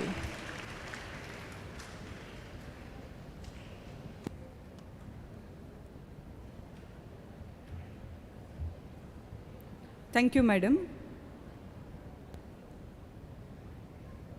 Now I request Mrs. Anju Ullas, Assistant Professor, Enepoya Nursing College, to hand over the certificate to the resource person.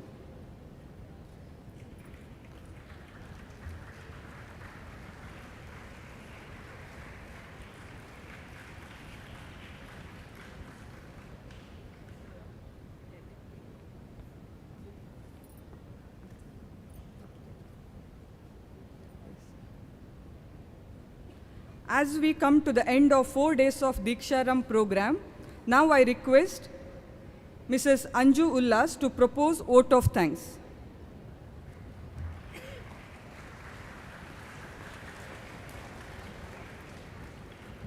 Those who have the ability to be grateful are the ones who have the ability to achieve greatness. A very warm good evening to all. Respected dignitaries of the dais, invitees, faculty members, parents, and my dear students. It's my privilege to propose vote of thanks on this occasion. First of all, I thank God Almighty for His blessings and making this 4-day DEEKSHARAMBH program successful. I extend our heartfelt thanks to Dr. Enepoya Abdullah Kunyu, Mr. Mohammad Farad Enepoya, Pro-Chancellor YDU, Dr. M. Vijay Kumar, Vice Chancellor Enepoya deemed to be University, Dr. B.H. Sripati Rao, Pro-Vice Chancellor Enepoya deemed to be University, Dr. Gangadhara Swamiyaji, Registrar Enepoya deemed to be University, for the wholehearted support extended towards conducting this program. A special thanks to our DEEKSHARAMBH 2022-23 committee members for helping students to make their transition from school life to a college life. I wish to extend heartfelt thanks to the Deans of Enepoya Faculty of Allied and Healthcare Profession, Enepoya Nursing College, Enepoya Pharmacy College and Research Center, Enepoya Physiotherapy College. Our gratitude to all the resource persons for sharing their knowledge. I express our heartfelt thanks and gratitude to all the deans, HODs, faculty members, and non-teaching staffs of all the constituent units of Enepoya deemed to be University. I also extend our gratitude to Finance Officer, PRO, and Transport for cooperation and timely support. I wish to express our gratitude to photographer, IT department, hall arrangements, foodcraft, housekeeping staffs, and all others who have helped us directly or indirectly. I take this opportunity to thank the parents for attending the sessions online and selected our university for your children's education.